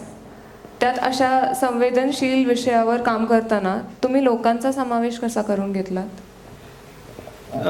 याच्यात 2 प्रश्न आहेत, मी थोडक्यात सांगतो. पहिल्या प्रश्नाचं जरा मी लॉंग उत्तर दिलं हां, तुझा वेळ लिमिटेड असेल मला माहिती आहे. तर काय असतं की अवघड असतं कोणतंही काम करणं, पण सगळ्यात चॅलेंजिंग काय माहिती का आयुष्यामध्ये? सगळ्यात चॅलेंजिंग आहे be the change you wish to see. सगळ्यात अवघड आहे तुम्ही स्वतःच्या दृष्टिकोनात बदल घडवणं. लोकांना बदलणं फार सोपं आहे किंवा ते होईल किंवा होणारही नाही, ते आपल्या हातात नाही. पण स्वतःचे दृष्टिकोन, तुमच्यासमोर चॉईसेस असतात. तुम्ही आता म्हणजे तुम्ही बाहेर पडले इथून, तर तुमच्यासमोर चॉईस असणार की तुम्ही प्रॅक्टिस करा, PG करा, त्याच्यानंतर मग पैसे मिळवा, लग्न करा, प्रपंच करा. प्रत्येकालाच वाटतंय की जग सुंदर झालं पाहिजे, जग छान झालं पाहिजे. प्रत्येकाला चांगले आहेत, माणसं हा चांगलाच असतो आणि प्रत्येकाचं थिंकिंग चांगलं असतं. पण तुम्हाला चॉईस करायला लागतं. शेवटी काय, हातावर जागा एवढीच आहे. आता या हातावर तुम्हाला फुटाणे ठेवायचे, काजू ठेवायचे, मनुका ठेवायचे, का दगड ठेवायचे, हे तुम्हाला चॉईस आहे. तुम्ही जे पाहिजे ते ठेवू शकता. पण एकाच वेळेला सगळं पण नाही ठेवू शकत. तुम्हाला काहीतरी फेकून द्यायला लागतं आणि काहीतरी उत्तम उचलायला लागतं. सो तुम्हाला तुमच्या जगण्याचं पर्पज शोधता आलं पाहिजे ॲट धिस एज. आणि तुमच्यामधले जे लोक आज इथं आहेत, मी त्यांना सांगेन की तुम्ही तुमचं पर्पज शोधलं पाहिजे. जरुरी नाही तुम्ही ते सोशल वर्कच असू द्या, व्हॉट एव्हर, पण ते तुमचं जगण्याचं पर्पज तुम्हाला शोधता आलं पाहिजे. ते मिनिंगफुल असलं पाहिजे, ते तुमच्यासाठी एंटरटेनिंग असलं पाहिजे आणि लॉंग टर्म एंटरटेनिंग असलं पाहिजे. आणि ज्यांनी खूप पैसा मिळवला आहे ते लोकही सांगतील की पैसा हे शेवटी साधन आहे. नुसतेच पैसा मिळवणं हे काही लॉंग टर्म माणसाचं पर्पज नाही असू शकत लाईफचं. शेवटी ते एक साधन आहे, ते काही साध्य नाही असू शकत तुमचं जगण्याचं. सो तुम्हाला तुमचं ते पर्पज शोधता आलं पाहिजे. सो मी जेव्हा तुमच्या वयाचा होतो तेव्हा मला लक्षात आलं की मी एकतर UPSC करू शकतो, एकतर बिझनेस करू शकतो, काहीतरी एकच करू शकतो. मी मीडियात होतो, मी जॉबही करत होतो, मी छोटे छोटे व्यवसाय पण केले, मी सगळे कामं केले. पण मला काय करायला पाहिजे, तर मला असं वाटलं की आपण आपली जी जगण्याची पॅशन आहे, तर ह्याच्यात जास्त आनंद वाटतो की आपल्यामुळं काही मुलांचं, काही लोकांचं भविष्य बदलतं, काही महिलांचं भविष्य बदलतं. आणि मग माझ्याकडे रिसोर्सेस काही नव्हते आणि मला अशी काही मोठी संस्था करायची नव्हती. मला स्वतःला त्या अपराधी भावनेतून बाहेर काढायचं होतं की मला खूप काही करता येत नाही, पण मी थोडंसं काहीतरी करू शकतो, पण मी ते पण करत नाही. आणि म्हणून मला असं वाटलं की आता मी काय करायचं, तर मी माझ्या घरामध्ये या मुलांना 92 साली आणलं आणि मी त्यांना, घरच्यांनी मला परवानगी दिली. आईबाप नॉर्मली मुलाचे लाड म्हणून त्याला लॅपटॉप आणून देतात, बाईक आणून देतात, चांगले कपडे देतात. पण मी आईवडिलांना विचारलं की मला जरा थोडे दिवस तुमची मदत पाहिजे, तर ते म्हणले देऊ की मदत, काय पाहिजे. मग मी त्यांना सांगितलं की मला काही मुलांना आणायचे, 5 मुलांना, आणि त्यांचा सांभाळ करायला एक बाई आणायची. तर ते थोडे चाचरले, पण नंतर म्हणले बाबा कर, ठीक आहे, आम्ही तुला मदत करतो. माझा मोठा वाडा आहे नगरमध्ये, म्हणजे जुना. मग तिथे आम्ही त्यांना आणलं, त्यांच्याबरोबर मी राहायला लागलो. मग 5ची 20 मुलं झाली. एक बाई होईना सांभाळणं आणि स्वयंपाक करायला. मग ज्या म्हातारे वेश्या असतात त्याच्यातले 3-4 जणी, तर म्हातारे म्हणजे तुम्हाला असे जख्ख वाटेल, म्हातारे म्हणजे 40 वर्ष आणि पुढच्या. कारण या धंद्यामध्ये 13-14 वर्षाच्या मुली इतक्या येतात की 40ला बाई या धंद्यातनं म्हातारी झालेली असते, तिचा काही उपयोग होत नाही. मग तिला लोकांमागे पळावं लागतं. म्हणजे ज्या महिला अशा रस्त्यावर दिसतात त्या ऑलमोस्ट त्यांना गिराईकं शोधावी लागतात म्हणून. आणि ज्या छोट्या महिला असतात किंवा मुली असतात आणलेल्या, ते गिरायक त्यांच्यापर्यंत कुठे जाऊन पोहोचत असतात, त्यांना काही रस्त्यावर यावं लागत नाही. तर त्या कॅटेगरीतल्या महिला आणि HIV झालेल्या, की ज्यांना आता व्यवसाय करणं योग्य पण नसतं, TB झालेला असतो, मग त्यांना पण गल्लीत पण ठेवत नाहीत लोक, कारण या गल्लीमध्ये पॉझिटिव्ह बायका आहेत असं कळलं की गिरायकं घाबरून येत नाहीत, म्हणून मग बाई पॉझिटिव्ह झाली की ब्रॉथल कीपर तिला हाकलून देतो, अशी पद्धत होती. तर अशा बायका यांना मी घरी आणून ठेवलं आणि मला खूप शिकता आलं. मला एक तर स्वतःला आणि माझ्या कुटुंबाला स्वतःला बदलता आलं, कारण की घराच्या बाहेर सोशल वर्क फार छान गोष्ट असते. म्हणजे माझे बाहेर हॉस्टेल करणं, तिथं मुलं ठेवणं, पण आपण काय म्हणतो की वी वॉन्ट टू रिइंटिग्रेट डेम विथ सोसायटी. आपल्याला त्यांना समाजाचा एक भाग बनवायचा आहे, पण आपण आपल्या कुटुंबाचाच त्यांना भाग नाही बनवलं तर ते समाजामध्ये जाऊन समाजाचा भाग कधी व्हायचे? समाज म्हणजे कोण आहे? समाजामध्ये आपण नाही आहोत का? आपणच समाज आहोत. सो हा चेंज स्वतःपासून करायला लागला. आणि मग माझ्या मित्रांना मी म्हणायचो, चला रे मदत करायला, शिकवायला मदत करा, हेल्थच्या इश्यूजवर काम करायला मदत करा. त्यावेळेला आम्ही पावडर कोटेड कंडोम असायचे, तर कुठल्याच बाईला ते पावडर कोटेड कंडोम आवडायचे नाही. मग आम्ही 90ला ते पावडर कोटेड कंडोम घेऊन, ते कुणी वापरत नसायचं, मग त्याचा यूज कसा करायचा ते महिलांना शिकवायचो आणि त्यांना प्रवृत्त करायचो. आणि ॲक्च्युली आम्हाला खूप ह्या प्रक्रियेत शिकायला मिळत होतं. आमच्या लक्षात आलं की आपल्या देशात ज्ञानाने कोणीच काही स्वीकारत नसतं. म्हणजे हे ज्ञान आहे की तुम्ही कंडोम वापरलं तर तुम्हाला गुप्तरोग होणार नाहीत, तुमची नको असलेली संतती होणार नाही, हे काय शास्त्रीय ज्ञान आहे, पण त्याच्यावर कोणी तुमचं ऐकत नाही. पण तुमच्या मुलांना मी सांभाळतो आणि सर सांगतात म्हणून ऐकायचं, म्हणून त्या बायका वापरायच्या. 5-10 वर्षांनी त्यांना कळायचं आपल्याला गुप्तरोग झाला नाही, नको असताना मुलं बाळं झाली नाहीत, मग आपलं जीवन चांगलं झालं. पण लोक श्रद्धेने ऐकतात, लोक प्रेमाने ऐकतात, लोक विश्वासाने ऐकतात, लोक ज्ञानाने या देशात प्रभावित होत नाहीत. म्हणजे हे एक वास्तव आहे. तर मला हे सगळं शिकायला मिळालं आणि मग मला वाटायचं माझे मित्र मदत करतील, मग मी मित्रांच्या मागं लागायचो. पण मित्र म्हणायचे की येतो, पण नंतर मग काय, नाही आज ते मला असं झालं, माझ्या आईच्या बहिणीच्या मावशीच्या मुलाला काहीतरी होतं, तो आजारी होता, त्याचं लग्न होतं, इकडं मौत होती, मला असं झालं, कसकस आली, कणकण आली, भणभण आली. जाऊ माझ्या लक्षात आलं की ह्यांना आपण रात्री धाब्यावर जेवायला पाहिजे, सहलीला जायला पाहिजे, मजा करायला पाहिजे, पण हे या कामातले आपले साथीदार असू शकत नाहीत. सो मी कामाला सुरुवात केली आणि मग मला खूप जण भेटले ज्यांना असंच काम करायचं होतं. एक डॉक्टर अनिल कुडिया, म्हणजे तो नंतर झाला डॉक्टर अनिल कुडिया, मग एक ममता जक्क, मग एक कल्पना धूपधरे, भूषण देशमुख, संजय आमचा लोढा, मग एक तो गफार शेख, म्हणजे असे कितीतरी वेगवेगळ्या जाती धर्माचे मुलं मुली ज्यांना काहीतरी करायचं होतं, असंच करायचं होतं, ते कुणीतरी पुढाकार घ्यायला पाहिजे होता. ते सगळेजण असे भेटायला आले. त्यांना मी याच्या आधी कधीच भेटलो नव्हतो. आणि मग ते कामामध्ये एकत्र आले. मग आम्ही मिळून कामाला सुरुवात केली. आता तुम्ही मला प्रश्न विचारताय आणि मी तुम्हाला एक स्टोरी सांगतोय, स्टोरी ऑफ स्नेहालय. पण ती मी जरी सांगत असलो तरी ती माझ्या एकट्याची कहाणी नाही आहे बरं का, ती अनेक लोकांची मिळूनची कहाणी आहे. मी फक्त तुमच्या समोर बसून त्याला मी म्हणतोय, पण ते आम्ही ॲक्च्युली, हे लक्षात ठेवा तुम्ही. तर असे अनेक जण जमले आणि माझ्या एका प्रश्नाचं उत्तर मला मिळालं. मला पहिले वाटायचं की लोक जमल्याशिवाय मी नाही काही करू शकत. नंतर माझ्या लक्षात आलं की मी कामाला सुरुवात करावी लागते, मग लोक येतात. आणि मला वाटायचं संसाधनं कुठनं येतील, माझ्याकडे तर काहीच नाही, मी तर मास्तरचा पोरगा आहे, इथं घर आहे, त्या घर मी देऊ शकतो बघ, अजून माझ्याकडे काहीच नाही. आज स्नेहालयचं जर तुम्ही टोटल पाहिलं तर जवळपास एक 7 जिल्ह्यांमध्ये काम चालतं, महाराष्ट्राबरोबर कर्नाटकमध्ये काम चालतं. जागा जर तुम्ही म्हणाल आमची, ते इथे ठाणे जिल्ह्यात आमची 50 एकर जागा आहे, नगर जिल्ह्यामध्ये म्हणजे नगरमध्ये आमची 50 एकर जागा आहे. आणि बांधकाम म्हणाल तर जवळपास आम्ही 1.5 लाख स्क्वेअर फूटची बांधकामं केली. मी कधी कल्पना नव्हती केली या गोष्टीची. तर काय आहे की तुमच्याकडे दारिद्र्य हे नेहमी कल्पनेचं असतं. What we learn from life. दारिद्र्य हे वास्तवातलं कधीच नसतं. ज्याच्याकडे कल्पना नसतात तो दरिद्री असतो, आणि ज्याच्याकडे कल्पना असतात तो माणूस हा समृद्धच असतो. त्याची समृद्धी कोणी काढूनच घेऊ शकत नाही. तर आपण कल्पनांनी समृद्ध झालं पाहिजे. मग कल्पनांनी माणूस समृद्ध कधी होतो? एक तर तो स्वतःचा अनुभव घ्यायला लागला की त्याला कल्पना येतात, त्याच्यातून तो समृद्ध होतो. दुसरं तुम्हाला वाचन समृद्ध करतं. तिसरं प्रवास समृद्ध करतो. लोकांनी केलेलं काम बघून आणि लोकांना ऐकून तुम्ही समृद्ध होता. लोकांना ऐकवून कोणी समृद्ध होत नाही, लोकांचं ऐकलं तर आपण समृद्ध होतो. सो ह्या गोष्टी आहेत ज्या तुम्हाला समृद्ध करतात कल्पनांनी. तर असं मी करत गेलो, माणसं जमत गेली आणि आज एक मोठा स्नेहालय परिवार काम करतोय. म्हणजे आमच्या इथे 340 लोक एम्प्लॉईड आहेत, त्यांना आम्ही मानधन देतो.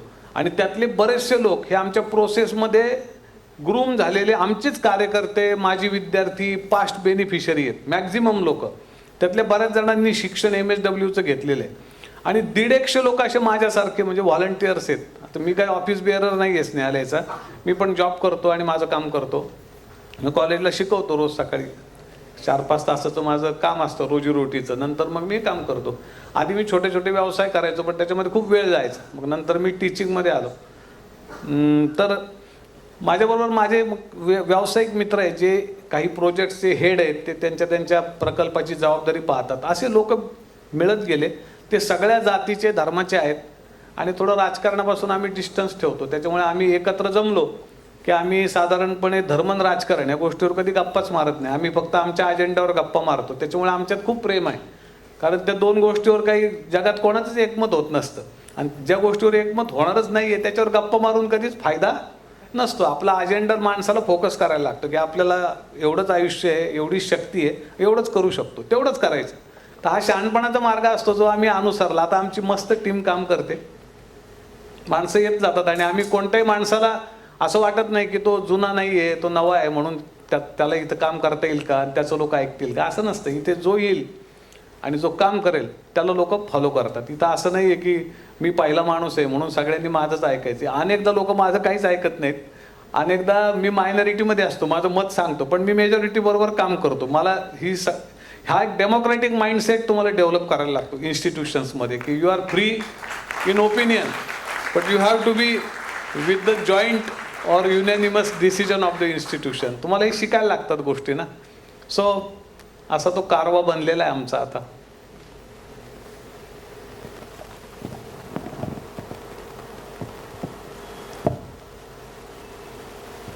आपण स्नेहालय अंतर्गत अल्पशुल्क वैद्यकीय सेवा सामान्य जनतेपर्यंत पोहोचवल्यात.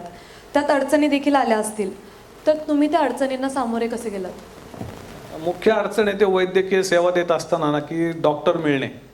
आता काय होतं की आम्ही जेव्हा 92-93ला HIV मुलं आणि महिलांसाठी वैद्यकीय सेवा सुरू केली. कारण तेव्हा काय व्हायचं की आम्ही एकतर दवाखान्यांमध्ये HIV पेशंटला घ्यायचेच नाही. मग खूप आजही आपण म्हणतो, पण आता तुमच्या हॉस्पिटलमध्ये लोकांचा खूप चांगला अनुभव आहे, कारण तर मी पण ऐकत असतो कुठे कुठे कशी तुमच्या इथे खूप चांगली ट्रीटमेंट मिळते.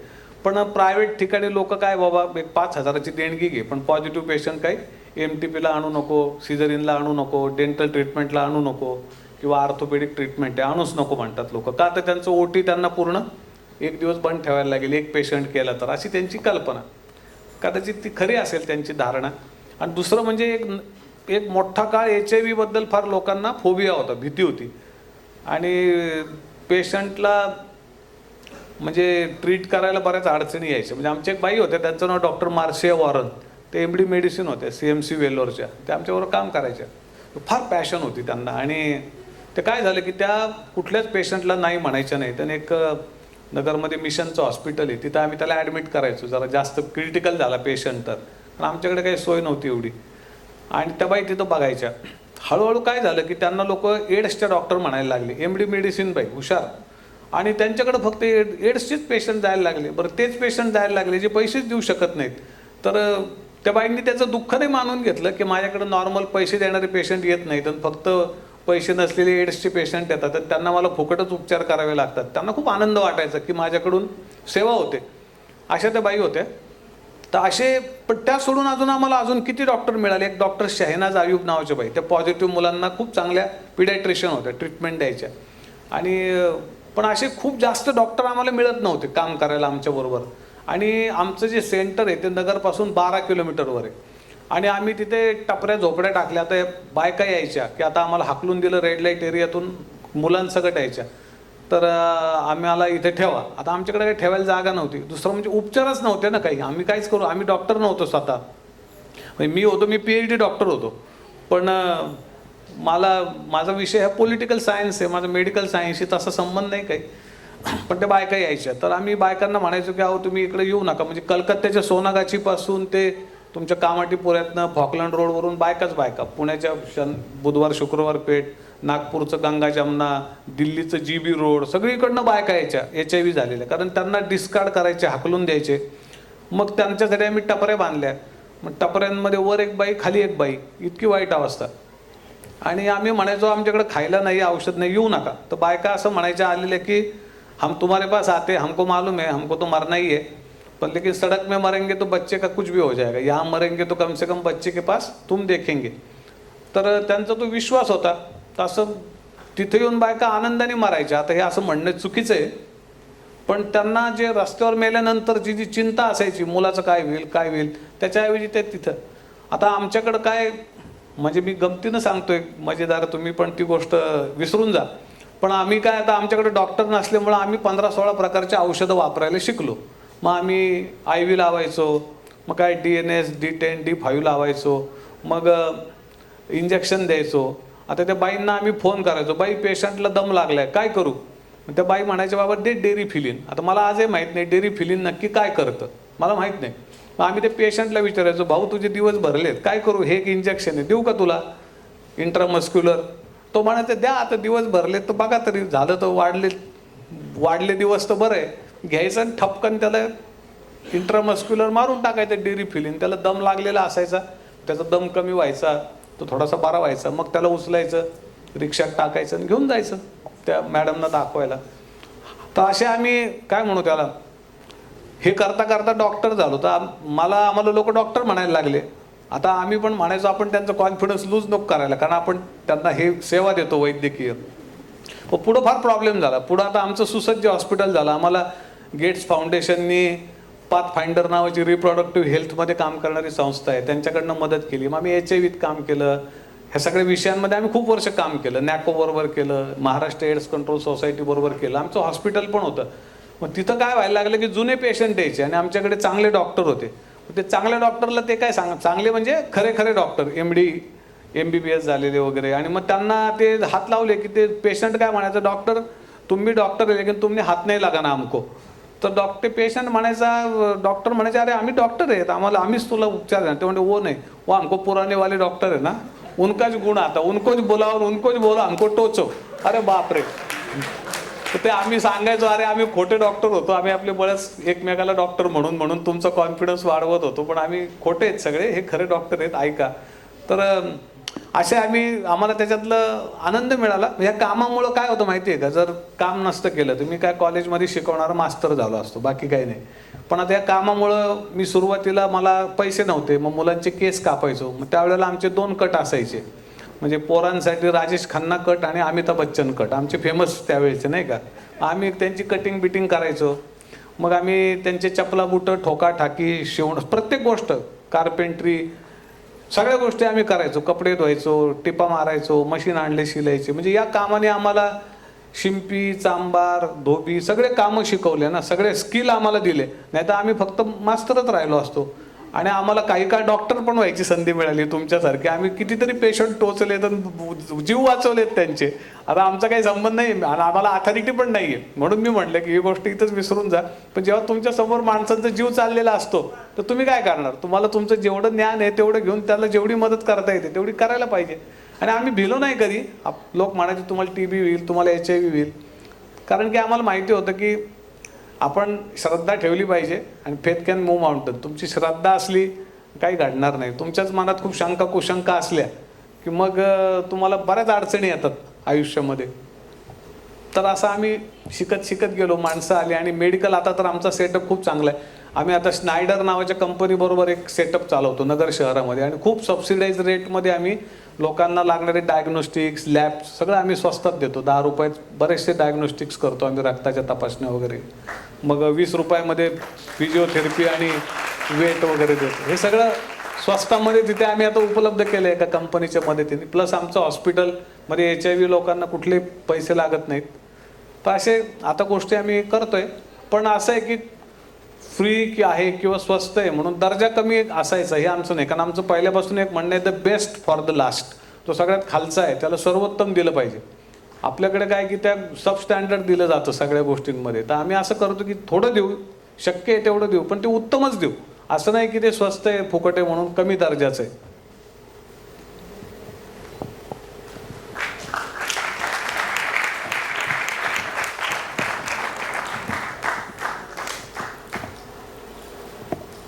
सर, आत्तापर्यंत स्नेहालयाने अनेक उपक्रम राबवले, जसं की उडान आहे किंवा स्नेहांकुर आहे. तर त्यातील सर्वात आव्हानात्मक उपक्रम कोणता होता आणि कोणकोणत्या आव्हानांना तुम्हाला सामोरे जावं लागलं? आता प्रत्येकचे उपक्रमात चॅलेंज आहे. उडानमध्ये बालविवाह थांबवला की लोक भांडायला येतात, पुढाऱ्यांचे फोन येतात, मंत्र्यांचे फोन येतात, तुम्ही याच्यात पडू नका. मग स्टोरी असते की आता काय असते स्टोरी की लॉकडाऊनमध्ये इतके बालविवाह झाले कारण की मुलं मुली घरी होते, मग त्यांचे प्रेम प्रकरणं झाले, मग ॲडोलसंट मुली कोणाबरोबर तरी पळून गेल्या. मग काय असतं की पळून गेल्यानंतर दोन गोष्टी होतात. एक तर त्याचं गरीब कुटुंबातले कम्युनिटीतले लोक असले की मग त्यांना ते दुसऱ्या जातीतल्या मुलाबरोबर मुलगी पळून गेली की तो स्टिग्मा होतो, मग त्या कुटुंबाला बऱ्याच अडचणींना तोंड द्यावं लागतं, म्हणजे सोशल. तर असे काय काय प्रश्न होते. मग ते 363चे गुन्हे मुलगी पळून नेल्याचे खूप झाले. मग त्याच्यामध्ये सुद्धा घरच्यांचा रेजिस्टन्स असतो, म्हणजे त्यांच्याच मुलीचा बालविवाह थांबवून तिचंच पुनर्वसन करायचं. पण ते म्हणत असतात की आता ती मुलगी परत पळून गेली तर तुमची जबाबदारी, कारण आमच्या दुसऱ्या मुली आहेत लग्नाच्या, त्यांच्यावर परिणाम होणार आहे, असं तसं. म्हणजे लोकांना कन्व्हिन्स करणं आणि लोकांना समजून सांगणं फार अवघड असतं. लोक म्हणतात कायदा काही असेल, पण ही आमची मुलगी आहे ना, आमची प्रॉपर्टी आहे, तुम्ही कोण सांगणार आम्ही काय करायचं, आम्ही काही करू. पण मुलींमध्ये खूप अवेअरनेस आहे. आम्हाला खूपदा असं जाणवलं की एखाद्या मुलीचं प्रेम प्रकरण आहे म्हणून तिचं लगेच बालविवाह लावायचा प्रयत्न केला, तर ती मुलगीच तिच्या जन्मतारखेच्या दाखल्याचं पत्रिकाची आम्हाला व्हॉट्सअप करते आणि सांगते माझं लग्न थांबवा. आणि आम्ही ते सांगत नसतो कधीच की आम्हाला हे कोणाकडनं माहिती आलेली आहे, पण आम्ही ते करतो. तर भांडणं तंड होत राहतात, पण हे नॉर्मल गोष्टी झाल्या. खरंच चॅलेंज असतं ह्युमन ट्रॅफिकिंग. तर माझ्याकडे खूप स्टोरी आहे, वेळेची मर्यादा. एक स्टोरी सांगतो फक्त की 2005-06 मध्ये आम्ही 2 मुलींना सोडवलं. एक मुलगी 15 वर्षाची होती, एक मुलगी 17 वर्षाची होती. तर 15 वर्षाच्या मुलीला त्या आठवड्यामध्ये किती लोकांनी वापरलं ते सगळी मोठी स्टोरी मी थोडक्यात सांगतो की आम्ही ते शोधलं. ते पिम, ब्रॉथेल कीपर, त्यांचं विक्री करणारे लोक सगळे धरले. त्याच्यात त्या मुलीच्या बापाचेच मित्र पण निघाले. आई HIV वारली होती, वडील होते रिक्षा चालवायचे, घरी येणारे सगळे. आणि त्या लोकांनीच मग त्या मुलीला आणि तिची अजून एक मैत्रीण होती, तिला पण दोघींना त्यांनी गिरायकांना, म्हणजे ते रॅकेट होतं मोठं, आणि ते नगर, नाशिक, पुणे, नंदुरबार, जळगाव इतक्या ठिकाणी, नाशिक इतक्या ठिकाणी ते हॉटेलमध्ये, शिर्डी, मुलींना ऑनलाईन मुलींना पैसे घ्यायचे आणि ते मुलींना तिथे नेऊन सोडायचे. तर ते एका आठवड्यामध्ये त्या जो दलाल होता त्याच्या मोबाईलमधनं नंबर काढले, बरेच नंबर निघाले, पैकी 22 नंबर ट्रेसेबल होते.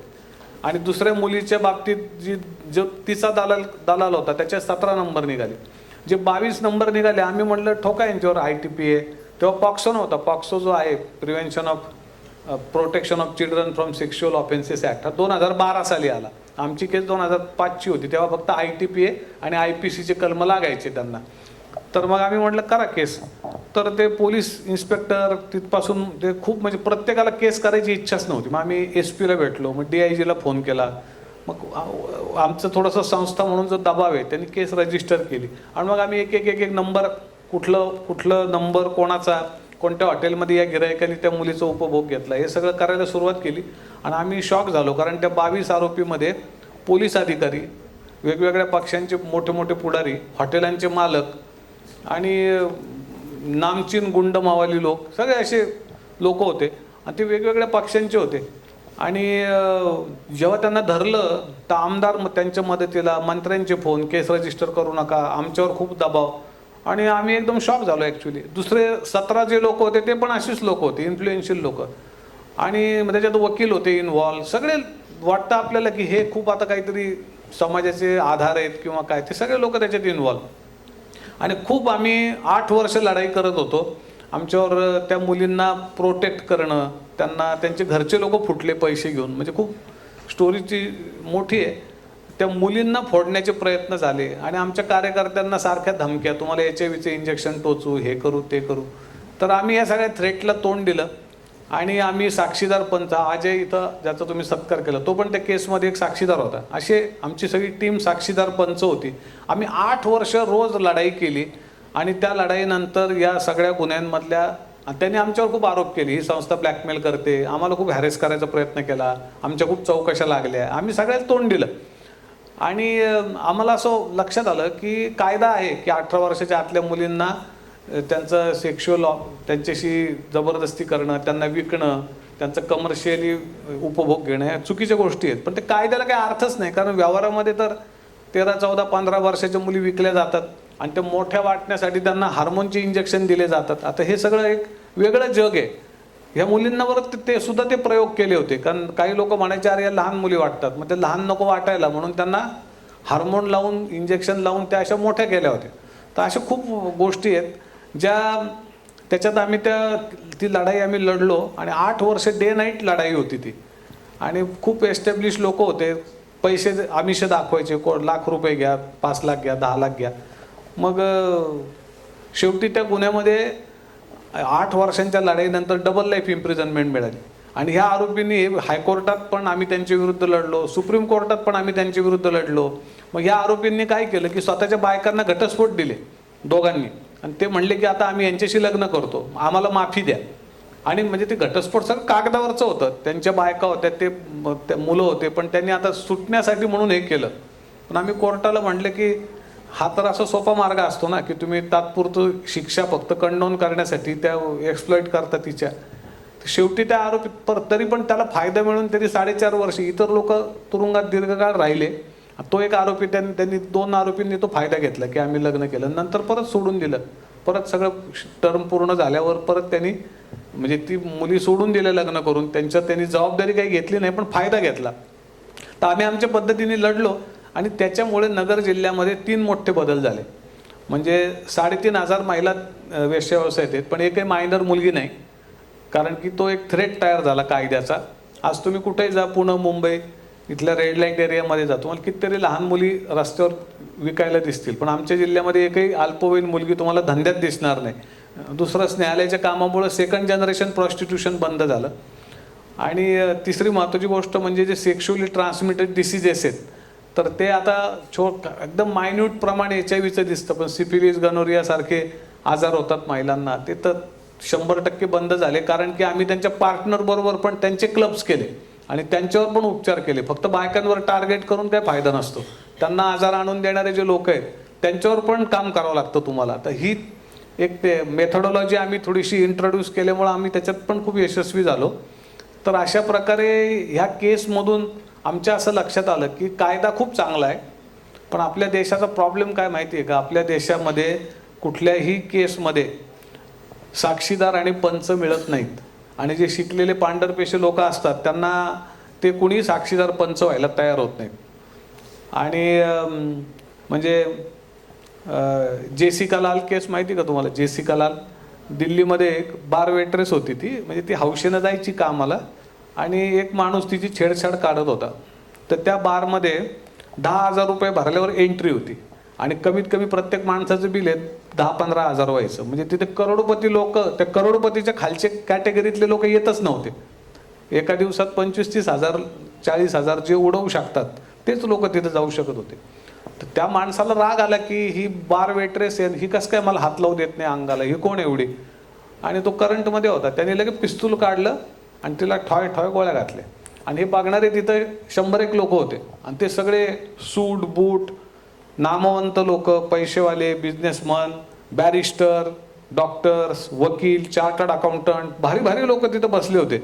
सगळ्यांनी पाहिले भांडण चाललं आणि एका माणसाने ठॉय करून दिला आणि सगळं बार रिकामा झाला. तो 15 मिनिटात तिथं कोणीच नव्हतं, फक्त प्रेत पडलेलं होतं आणि कंप्लेनंट होते. आणि नंतर पोलिसांनी चौकशी केली आणि लोकांना खूप परस्यू केलं की तुम्ही साक्षीदार म्हणून या, कारण तुम्ही ही घटना पाहिलेली आहे. विल यू बिलीव्ह, एकही साक्षीदार नाही मिळाला. शेवटी एक साक्षीदार जो परदेशात पळून गेला होता त्याला पोलिसांनी आणलं. त्यांनी सांगितलं माझं नाव गुप्त ठेवा, मी बुरखा घालून येईल, फक्त जज समोर बुरखा काढील आणि त्याच्यानंतर मी परत परदेशात जाईल, माझी व्यवस्था एअरपोर्टपर्यंत तुम्हीच करायची. ते पोलीस हो म्हणले, कारण ती एकच साक्षीदाराने साक्षी दिली. एवढे सगळे लोक आहेत पैसेवाले, त्यांचं काही बिघडणार नव्हतं त्यांनी साक्षी दिल्यामुळं. त्यांचं सगळं पोट भरलेलं होतं, त्यांचं काही अडलेलं नव्हतं, ते त्यांच्याकडे बॉडीगार्ड होते, काहीच अडचण होती. पण कोणीही गुन्हा घडल्यावर व्हिक्टिमच्या मागं कोणीच उभं राहत नाही. आणि त्याच्यामध्ये एका साक्षीदाराने साक्ष दिली, त्याची शिक्षा झाली. म्हणजे फक्त एक साक्षीदार टिकला तरी आपल्या देशात कन्व्हिक्शन होतं. पण आपल्या देशात एकही साक्षीदार प्रभावी लोकांविरुद्ध मिळत नाही आणि त्याचं कारण म्हणजे आपल्या देशामध्ये 135 कोटीची गर्दी, आपल्या देशामध्ये 135 कोटीचा समाज नाही आहे. We have no civil society, we have just a crowd. आणि याच्यामुळं काय आहे की आपल्याला वाटतंय अरे इतकं वाईट आहे, हे बदलत कसं नाही आहे. जोपर्यंत आपण आपल्या नागरी कर्तव्याचं पालन करत नाही तोपर्यंत आपल्या शिक्षणाला, आपल्या बुद्धीला, आपल्या काय प्रगतीला काही अर्थ नाही. आपण एक नागरिक म्हणून आपल्या जबाबदाऱ्या पार पाडण्यात भारतीय लोक सगळेच खूप कमी पडतो. आणि त्याच्यामुळे मला वाटतं की असे गुन्हे घडतात, ते वाढत चाललेत. कारण गुन्हेगार आहे त्याला खात्री आहे की त्याच्या विरुद्ध कोणी साक्षच देणार नाही आहे, त्याच्या विरुद्ध कोणी पंचच मिळणार नाही आहे. आणि पोलीस तो मॅनेज करू शकतो, तो कोर्ट मॅनेज करू शकतो. तर हे मॅनेज होतं कारण सिव्हिल सोसायटीचा दबावच नाही आहे काही. सो मला असं वाटतं की स्नेहालयाने अशी एक सिव्हिल सोसायटी तयार केली, त्याच्यामुळे या सामाजिक विषयांवर खूप कामं झाली. आता बालविवाहसुद्धा आमच्या जिल्ह्यामध्ये अभावाने होतात, मी असं नाही म्हणू शकत ते फार धाडसी की होतच नाहीत वगैरे, होत असतील. पण एक थ्रेट आहे, समाजाचा थ्रेट आहे, तो तयार करणं खूप महत्त्वाचं असतं.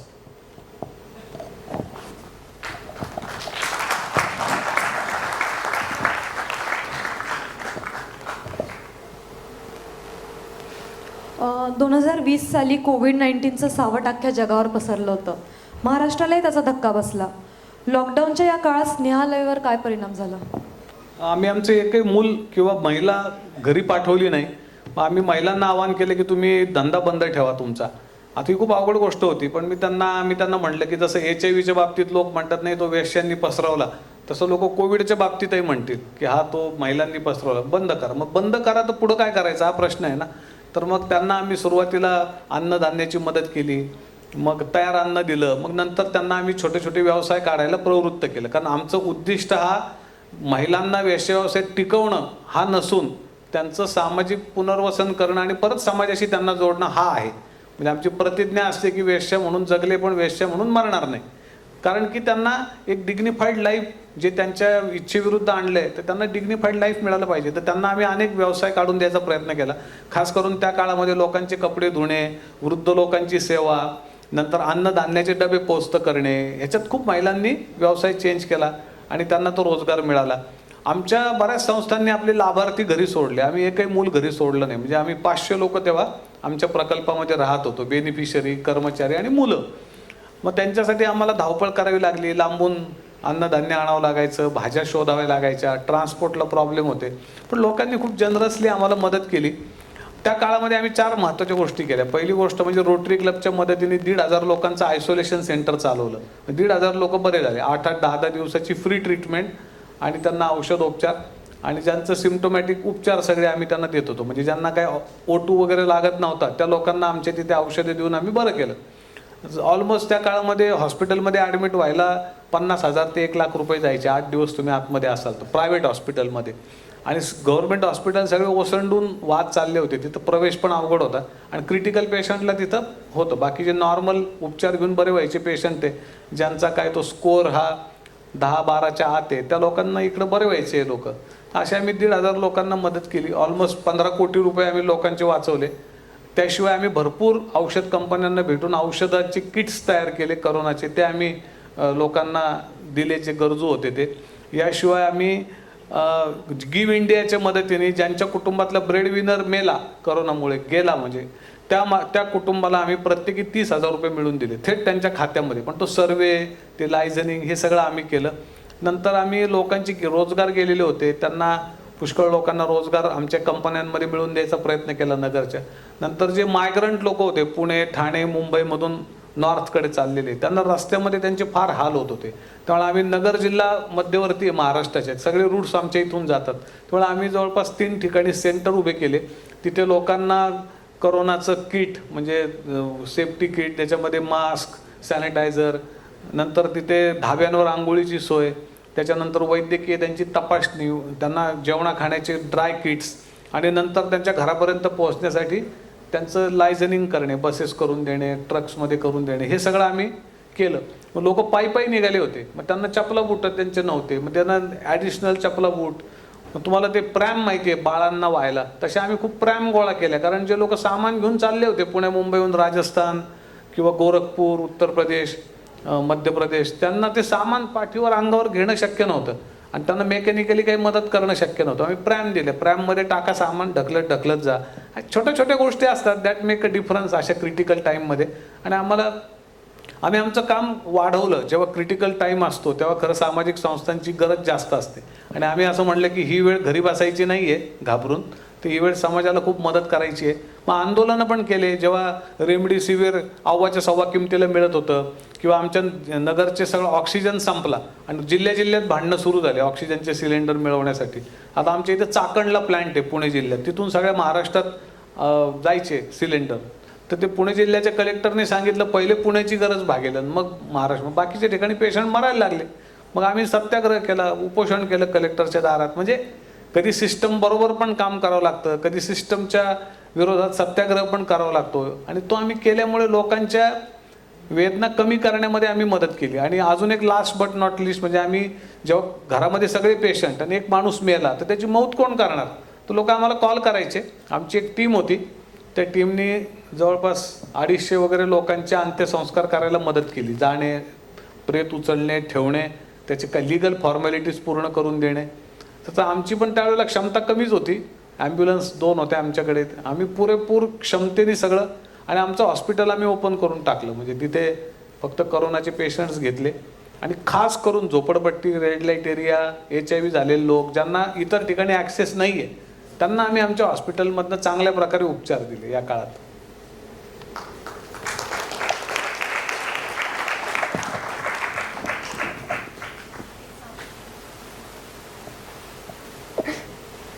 एक सामान्य माणूस बघितला आपण, म्हणजे अगदी व्यक्तिगत पाहायला गेलं तर आमच्यातले देखील बरेच लोकांचं एक साधं सरळ आयुष्य जगण्याचं स्वप्न असतं. प्रवाहातून वेगळं जाऊन एक नवीन मार्ग बनवणं हे खूप धाडसाचं आहे. तर हे सगळं करण्यासाठी तुम्हाला प्रोत्साहन कुठून मिळतं? आता तुम्हाला असं म्हणता येईल की एक तुम्हाला तुमचं जीवन प्रवास, अनेक थोर लोकांचं जीवन किंवा अनेक सामाजिक कार्यकर्त्यांचं जीवन हे तुम्हाला प्रेरणा देतं.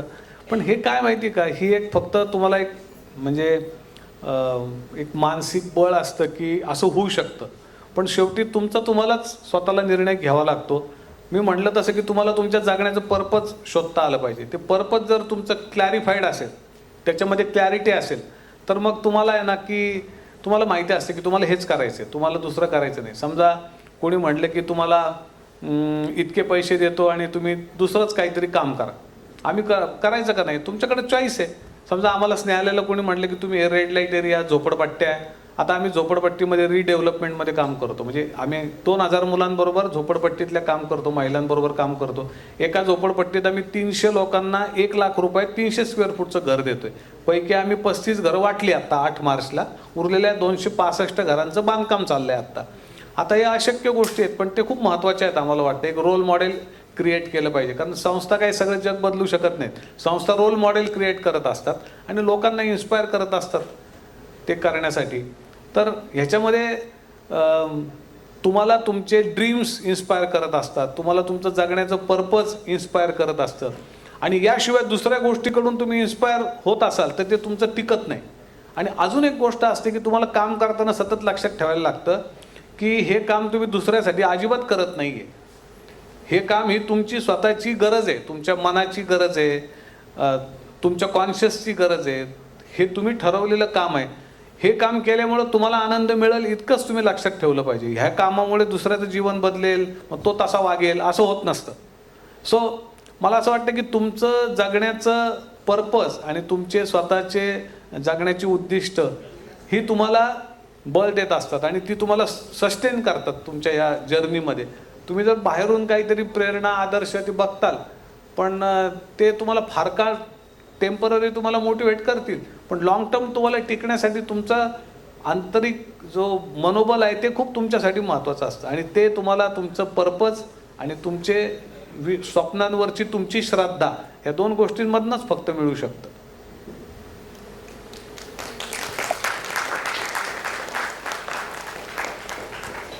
सामाजिक कार्याच्या क्षेत्रात पाऊल ठेवून आपल्याला जवळजवळ 30 वर्ष झाली.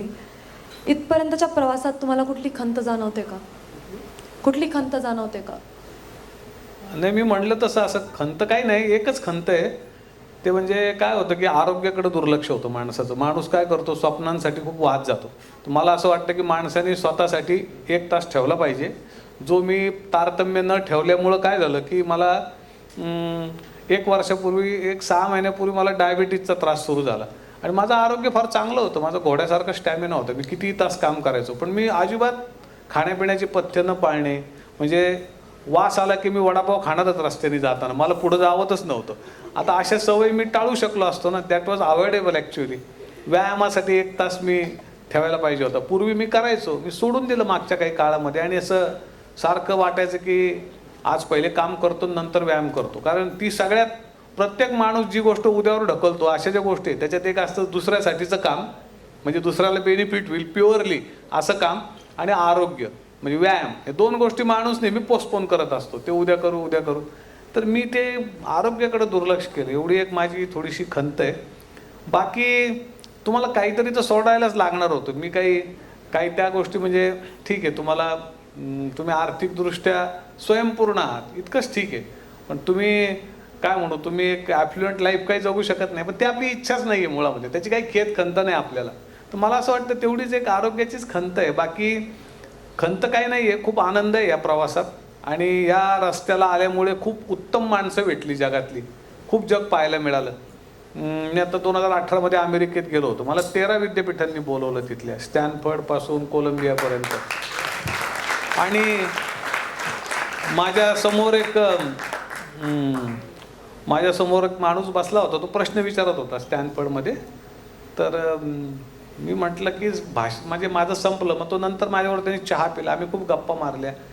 आणि नंतर मी म्हटलं की हा माणूस कोण होता, हा जवळपास 2.5 तास इथं बसला होता समोर आणि शांतपणे ऐकत होता.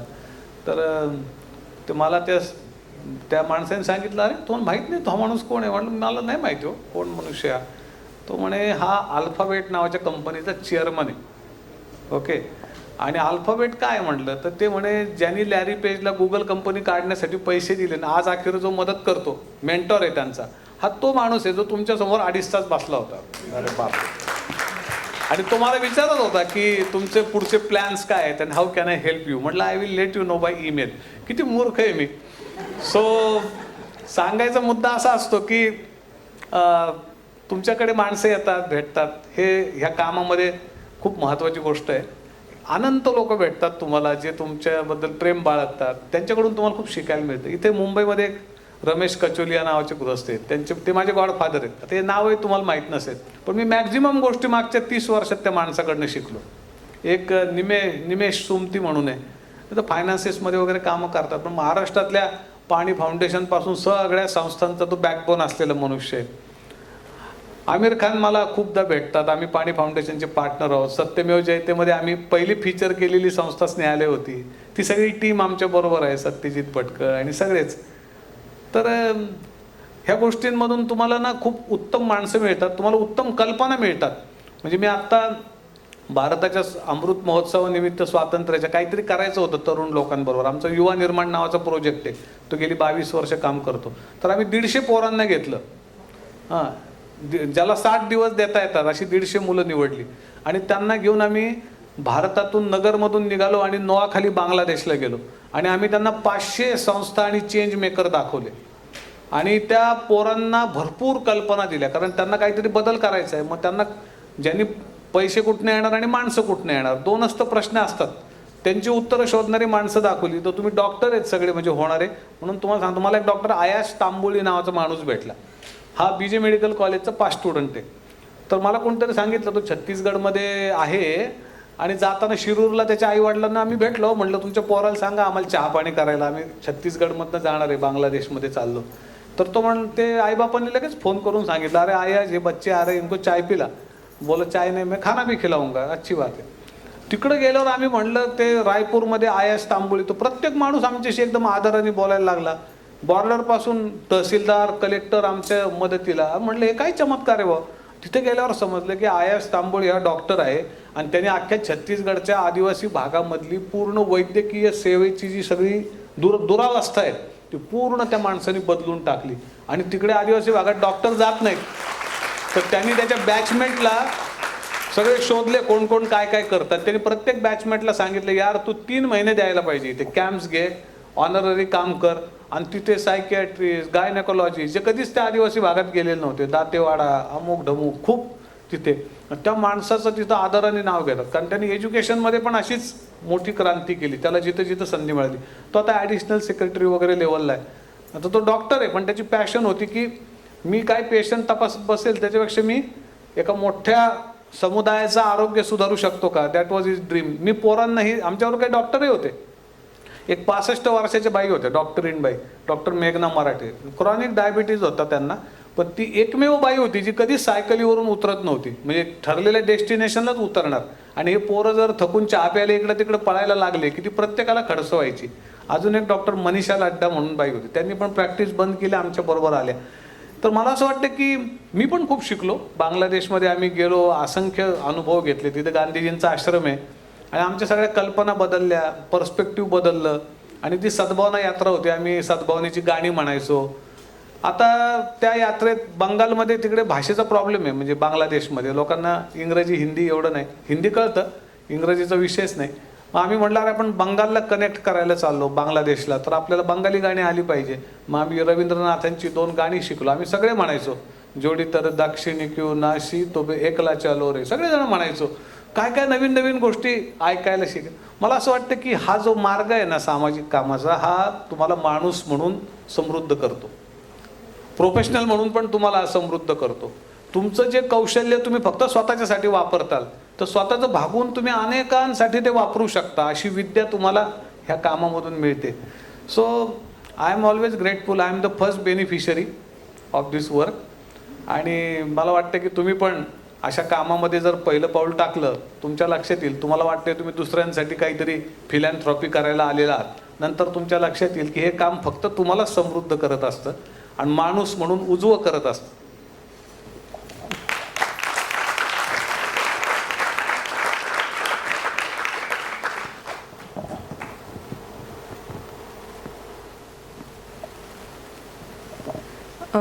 आजचे विद्यार्थी उद्याचे डॉक्टर या नात्याने आम्ही स्नेहालयमध्ये कसे योगदान देऊ शकतो?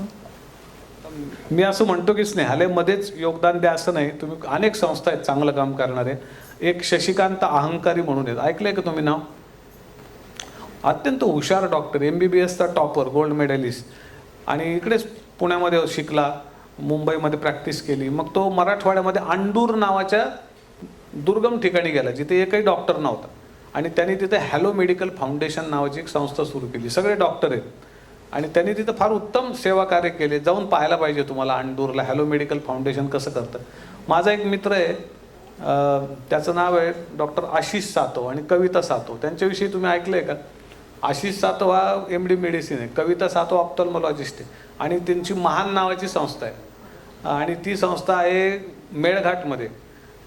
मेळघाटमध्ये एकदम दुर्गम अशा आदिवासी भागामध्ये ते काम करतात आणि आम्ही त्यांचं काम जाऊन बघून आलेलो आहे. तर ते खूप आनंदी आयुष्य जगतात आणि गेली 30 वर्ष तिथं काम करतात. आणि तिथं म्हणजे प्रत्येकाला ते माहिती आहेत आणि प्रत्येक माणूस त्यांना त्यांच्याकडे श्रद्धेनं पाहतो. तुम्हाला मुक्त अंगण चालवणारे डॉक्टर अनिता अनिल अवचट तर माहिती असतात महाराष्ट्रामध्ये. आणि डॉक्टर आनंद नाडकर्णी आहेत, डॉक्टर भरत वाटवानी आहेत, ज्यांच्यावर आम्ही काम करतो, श्रद्धा मेडिकल फाउंडेशन. ते सायकॅट्रिस्ट आहेत. आपल्या भारतात 18 कोटी लोकांना सायकॅट्रिक डिसिजेस आहेत आणि पैकी 8 कोटी लोक रस्त्यावर फिरत आहेत ज्यांना क्रॉनिक उपचारांची तातडीनं गरज आहे. आणि काहीच होत नाही आहे प्रॅक्टिकली. मेंटल हॉस्पिटलमध्ये पेशंटला घरी पोचवायचं आणि त्याला घरी औषधं द्यायची हा प्रोग्रामच नाही आहे. त्यामुळे ते लोक नुसते भरती आहे, ते परत पुढं काय करायचं हा प्रश्नच आहे फार मोठा. त्या माणसाने भरत वाटवानीने एकट्याने आणि त्याची उत्तम प्रॅक्टिस आहे. बोरिवलीला जाऊन बघा प्रायव्हेट प्रॅक्टिस, तिथं आतमध्ये शिरायला तुम्हाला वाव नसतो, पण ते आठवड्यातले 2 दिवस फुल फ्लेज कर्जतला जातात, वेळ देतात, काम करतात. तुम्ही जाऊन भेट द्या तिथं सगळ्या. मी तुम्हाला अशी खूप नावं पण अजून पाठवू शकतो जे मला माहिती आहेत की डॉक्टर्स आहेत आणि उत्तम काम करतात. एक डॉक्टर फॉर बेगर्स म्हणून आहे, अभिजित सोनवणे, पुण्यात काम करतो. जाऊन बघा, रस्त्यावरच्या भिकारी पेशंटसाठी किंवा स्किझोफ्रेनिक पेशंटसाठी पण तो काम करतो. आमचं एक स्नेह मनोयात्री केंद्र आहे जे आम्ही त्यांच्याबरोबर काम करतो.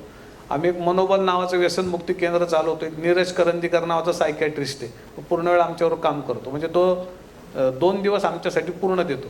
तर मला असं वाटतं की तुम्ही इथून बाहेर पडल्यानंतर स्नेहालय आहे, इतर संस्था आहेत, स्नेहालयाला सुद्धा वैद्यकीय सेवेची गरज आहे. जर आमच्या इथं डॉक्टर मिळत नाही, मेन प्रॉब्लेम आहे. तुम्ही आलात काही महिने तर आमच्या मानसिक आरोग्याचं जे इनिशिएटिव्ह आहे त्याच्यात काम करू शकता, हॉस्पिटलमध्ये काम करू शकता, किंवा आमचे जे अवेअरनेसचे प्रोग्राम आहेत त्याच्यामध्ये तुम्ही जाऊन हेल्थमध्ये काम करू शकता. आमच्याकडे मोठ्या म्हणजे ॲम्ब्युलन्स आहेत ज्या क्लिनिकमध्ये कन्वर्ट होतात. त्याच्या आतमध्ये लॅब आहे, तपासण्याची जागा आहे, पुढं शेड होते सगळं. आता काही काही ठिकाणी डॉक्टरच नाही आहे दुर्गम भागामध्ये. आमच्या गाड्या जातात, आमच्याकडे BHMS वगैरे किंवा असे डॉक्टर्स आम्ही मिळवतो आणि त्यांच्याकडनं काम करतो. काही दिवस तुम्ही येऊन पण तो अनुभव घेऊ शकता. आणि या सगळ्या ठिकाणी पण तुमची खूप गरज आहे. मला वाटतं की तुम्ही तुमचं जे स्पेशलायझेशन असेल त्या ठिकाणी तुम्ही तुमच्या आठवड्यातला एक दिवस तुमच्या आयुष्यातला समाजासाठी ठेवू शकता का? फार मोठी अपेक्षा करत नाही. आयुष्य द्यायचे ज्याचे त्यांनी ठरवावं. तुम्हाला त्याच्यात आनंद असलं ते करा, नसलं एक दिवस तर द्या. फक्त एक दिवस पैसाच घ्यायचा नाही, एक दिवस न कमवायचा दिवस. तसं एक दिवस रविवार सुट्टीचा दिवस असतो ना, तसं एक दिवस न कमवायचा दिवस पाहिजे. त्या दिवशी जो येईल त्याला विनामूल्य सेवा द्या. आणि मी तुम्हाला खात्रीने सांगतो, जो माणूस असं करेल ना त्याला उरलेले 6 दिवस श्वास घ्यायला वेळ नसेल. इतकी रोअरिंग प्रॅक्टिस तो करेल ज्या कुठल्या विषयाची तो करत असेल.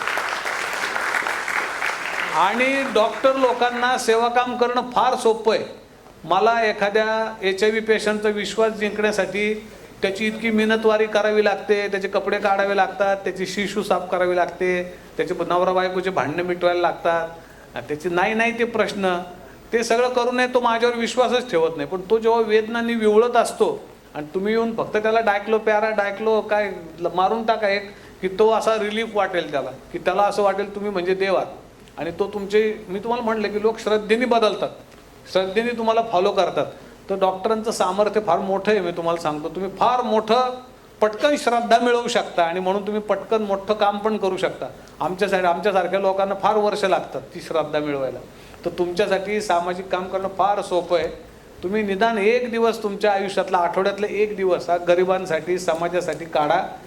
असं काही नाही तुम्ही मेडिकलच काम करा, तुम्ही जाऊन संस्थांमध्ये तुमचे दुसरे स्किल्स असतात ते पण तुम्ही युटिलाइज करू शकता. तुम्ही आता सगळे लोक काय छान गाणं म्हणत होतात. एक जण तबला वाजवत होता, एक जण कीपॅडवर बसला होता, 2 जण इथे गिटार वाजवत होते.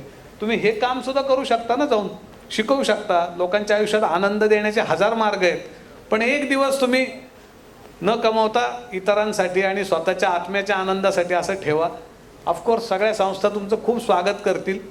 आणि मला वाटतं जर शक्य झालं तर एक 3-1 महिने कुठेतरी जाऊन जर तुम्ही तुमचं ज्ञान ॲप्लाय करायचं, जीवन खाऊन राहायचं असं धोरण ठेवलं.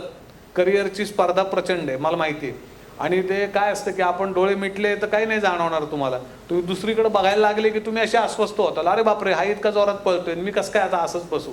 तर मला वाटतं की आपल्या गरजा भागायला फार काही त्रास नसतो बरं का माणसाला. पण माणसं दुसऱ्याकडे बघतात आणि घाबरतात. आणि पैशाचा संबंध प्रतिष्ठेशी असतो. जर तुमच्याकडे जर हे नसलं तर लोक तुम्हाला प्रतिष्ठा देणार नाहीत, अशी आपली भीती असते मनातली. आणि आता तुम्ही बहुतेक लोकांनी प्रकाश आमटेंचा सिनेमा पाहिलेला आहे. मग असं काही नाही, तुम्ही जगाकडे पाठ फिरवा, जग तुमच्या मागं चालायला लागतं. थोडी तुमच्यामध्ये पेशन्स लागतं, आहे की नाही. तर मला असं वाटतं की आपल्या देशामध्ये खूप गरज आहे तुमच्यासारख्या सेन्सिबल डॉक्टर लोकांची. जिथं कुठं आहात तिथे एक दिवस गरिबांसाठी द्या आणि स्नेहालयासाठी द्या, दुसऱ्या संस्था आहेत त्यांच्यासाठी द्या. तुमचं ज्ञान कौशल्य वापरा. आपला देश बदलण्यामध्ये तुम्ही लोक फार मोठं काम करू शकाल असं मला वाटतं. हो, आम्ही नक्कीच प्रयत्न करू. 1989 साली स्थापित झालेल्या स्नेहालय नावाच्या रोपाचा तुम्ही वटवृक्ष केलात. आता त्याच्या इथून पुढच्या भविष्यातल्या वाटचालीबद्दल थोडं सांगा. आम्हाला असं वाटतं की आमचा सक्सेशन प्लॅन चाललेला आहे. म्हणजे काय की आता आमची 3री पिढी पुढे येते कामाची. बहुतेक संस्थांचं काय होतं की फाउंडर म्हातारा झाला की त्या संस्था म्हाताऱ्या होतात. तर आता आमचं कसं आहे की आम्ही पहिल्यापासून सक्सेशनचा प्लॅन केला आहे. आमच्या संस्थेच्या विश्वस्त मंडळात पहिल्यापासून व्यवसायातल्या बायका, माजी विद्यार्थी हे लाईफ मेंबर आहेत. हे आमचे विश्वस्त मंडळात पण आहेत. आणि आम्ही ही संस्था हळूहळू त्यांच्याकडे सोपवत चाललेलो आहोत. तर मला असं वाटतं की आम्हाला आमची संस्था तरुण ठेवायची आहे नेहमी. आमच्या संस्थेची जी डिसिजन मेकिंगची प्रोसेस आहे ती 25शीतल्या लोकांनीच करायची आणि आम्ही त्यांना मदत करायची. आता आम्ही एक पाऊल मागे घेतोय आणि एक जनरेशन जी पुढं चालवणारे काम तिला पुढं आणतोय. आणि एक अशी व्यवस्था करतोय की कोणाला येऊन काम करता आलं पाहिजे. आणि मला असं वाटतं की आमचा सक्सेशन प्लॅन ही एक आमची पहिली महत्त्वाची गोष्ट आहे. दुसरी गोष्ट म्हणजे आम्हाला असं वाटतं की प्रत्येक गोष्टीमध्ये जे रोल मॉडेल आम्ही क्रिएट केले त्याचं आम्हाला एका ट्रेनिंग मॉड्यूलमध्ये रूपांतर करायचं आहे. म्हणजे ते कोणाला पण अप्लाय करता आलं पाहिजे, कोणालाही आपल्या ठिकाणी काम सुरू करता आलं पाहिजे. आम्ही 70पेक्षा जास्त संस्थांना आत्ता मदत करतो. तुम्हाला एक स्नेहालय दिसते, पण आम्ही 70पेक्षा जास्त संस्थांची मातृसंस्था आहोत. मग आमच्या संस्थेमध्ये यूथ कॅम्पमध्ये येणारा अनंत झेंडे नावाचा मुलगा आहे, तो 200 फाशीपारधी मुलं सांभाळतो. तो शाळेमध्ये शिपाई आहे, फार शिकलेला नाही, 10वी पास नापास, पण तो मुलगा जवळपास त्यांनी 20 कोटी रुपयांची संस्था मागच्या 15 वर्षात उभी केली. आणि तो स्वतःचं चरितार्थ चालून, नोकरी करून, छोटं काम करून तो एवढ्या मुलांचं जीवन बदलतो. तर काय की सामान्य माणसामधलं जे असामान्यत्व आहे त्याला आम्ही प्रोत्साहित करू इच्छितो आणि त्याला जो विषय भावेल त्या विषयामध्ये काम करायला त्याला आम्ही मदत करू इच्छितो. बघा, आपल्या देशामध्ये खूप अंधार आहे आणि पण आपल्या देशामध्ये 68 कोटी तरुण लोक आहेत. त्यांना जर तुम्ही डुएबल रोल मॉडेल दिले आणि सोपं काय काम आहे, तुमच्या घराच्या आसपास असलेल्या झोपडपट्टीत जा, 2 मुलं निवडा, 4 मुलं निवडा, त्यांना शिक्षण तुम्हाला जेवढं येतं तेवढं शिकवा, त्या कुटुंबाशी एक नातं जोडा. हे तर प्रत्येकाला शक्य नाही. याला पैसे कुठं लागत आहेत? तुम्हाला थोडा वेळ द्यायला पाहिजे, थोडंसं तुमची जी मनाची दारं आहेत ती थोडी उघडायला पाहिजे, आपल्या पलीकडे जरा नातं जोडायला पाहिजे. ते नातं तुम्हालाही समृद्ध करत असतं. तुम्हाला वाटेल इनिशियली तुम्ही दुसऱ्याला काहीतरी देता, पण तुम्हाला पण जगण्याला ते नातं अर्थपूर्णता देत असतं. So it is reciprocal. तुम्ही फक्त दुसऱ्यासाठी काही करत नसता, ते समजून घ्या. तर मला असं वाटतं की खूप तरुण लोकांना आम्हाला इन्स्पायर करायचं आहे की तुम्ही जे शक्य आहे ते आज आणि आत्ताच करा. उद्या करतो, परवा करतो, माझे सगळे प्रश्न सुटल्यावर करतो, माझं भागल्यावर करतो, लग्न झाल्यावर करतो, पोरं झाल्यावर करतो, बंगला झाल्यावर करतो, काही होणार नाही. जो आज आणि आत्ता करील तेवढंच खरं आहे. आज नाही तर केव्हा, मी नाही तर कोण, एवढे 2 प्रश्न विचारायला आम्हाला तरुण लोकांना स्वतःला विचारायला शिकवायचं आहे. आणि मला असं वाटतं की ज्या वेळेला अशी कामं करणारी तरुण पिढी पुढे येत जाईल ना, 30 नावं नको, 10 वर्षांनी नवीन नावं पाहिजेत समोर लोकांच्या ना, नवीन मुलं काम करतायत. हे चित्र उभं करणं हे आमचं ड्रीम आहे. आणि लवकरात लवकर आम्ही जर ह्या कामामधून पूर्ण बाहेर पडू शकलो तर मग आमच्या स्नेहालयाच्या जुन्या टीमला पॉप्युलेशन या विषयात काम करायची खूप इच्छा आहे. कारण आपल्या सगळ्या प्रत्येक प्रश्नाची जड पाहायला गेलं तुम्ही तर एवढी आवाढव्य लोकसंख्या झालेली आहे आणि लोकांमध्ये अवेअरनेस नाही आहे. आपल्याकडे रिसोर्सेस किती आहेत आणि आपण किती लोक इथे या संसाधनांमध्ये जगू शकतो, या पृथ्वीवर जगू शकतो, त्याच्याबद्दलचा अवेअरनेस फार कमी आहे. मला वाटतं की अवेअरनेस आणणं एवढं शक्य काम आहे आमच्यासारख्या लोकांना, पण ह्यातनं बाहेर पडून आम्ही त्याच्यावर काम करू इच्छितो. So this is the dream.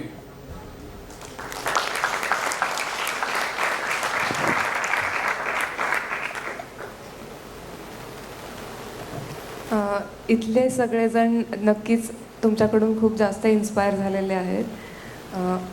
आपण वेळात वेळ काढून आज इथे आलात आणि सामाजिक कार्यात सहभाग घेणे किती गरजेचे आहे याची जाणीव आम्हाला करून दिली, त्याबद्दल खूप खूप आभार. धन्यवाद. तुम्ही आता शेवट झाला आपला झाला ना, तर मग आता एक माझ्याबरोबर भजन म्हणा सगळेजण माझ्या. ओके, आम्ही सायकल यात्रेत भजनं म्हणायचो ना सगळे, मग तुम्ही पण म्हणा एक भजन माझ्या मागे. ओके, तो लाईट फार आहे म्हणून जरा पुढे येतो. लाईट बंद केला तर चांगलं आहे. चला, थँक्यू सो मच. तुम्ही सगळ्यांनी आज खूप संधी दिली तुमच्याशी संवाद करण्याची आणि काहीतरी संदेश खरा आपल्या मनात असला पाहिजे आणि तो जरा भजनातून गाण्यातून जातो. म्हणून मी म्हणतो की चला आपण एखादं भजन म्हणू. तुकडोजींचं भजन आहे, म्हणा माझ्या मागे सगळे. ओके. हर देश में तू, हर वेश में तू, हर देश में तू, हर वेश में तू, तेरे नाम अनेक तू एक ही है, तेरी रंग भूमि यह विश्व भरा,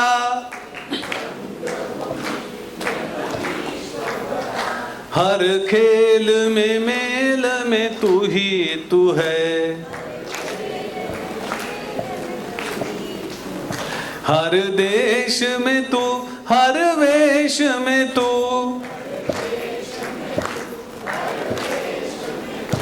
तेरे नाम अनेक तू एक ही है, सागर से उठा बादल बन के, बादल से गिरा जल हो करके, फिर नहर बना नदियां गहरी, तेरे भिन्न प्रकार तू एक ही है, हर देश में तू, हर वेश में तू, तेरे नाम अनेक तू एक ही है। मिट्टी से भी अणु परमाणु बना, हर जीव जगत का रूप लिया, कहीं पर्वत वृक्ष विशाल बना, सौंदर्य तेरा तू एक ही है, हर देश में तू, हर वेश में तू, तेरे नाम अनेक तू एक ही है। यह दिव्य दिखाया है जिसने, वह है गुरुदेव की पूर्ण दया, टुकड़ा कहे और न कोई दूजा, बस मैं और तू सब एक ही है, हर देश में तू, हर वेश में तू, तेरे नाम अनेक तू एक ही है, तू एक ही है। धन्यवाद या सगळे भेट द्यायला।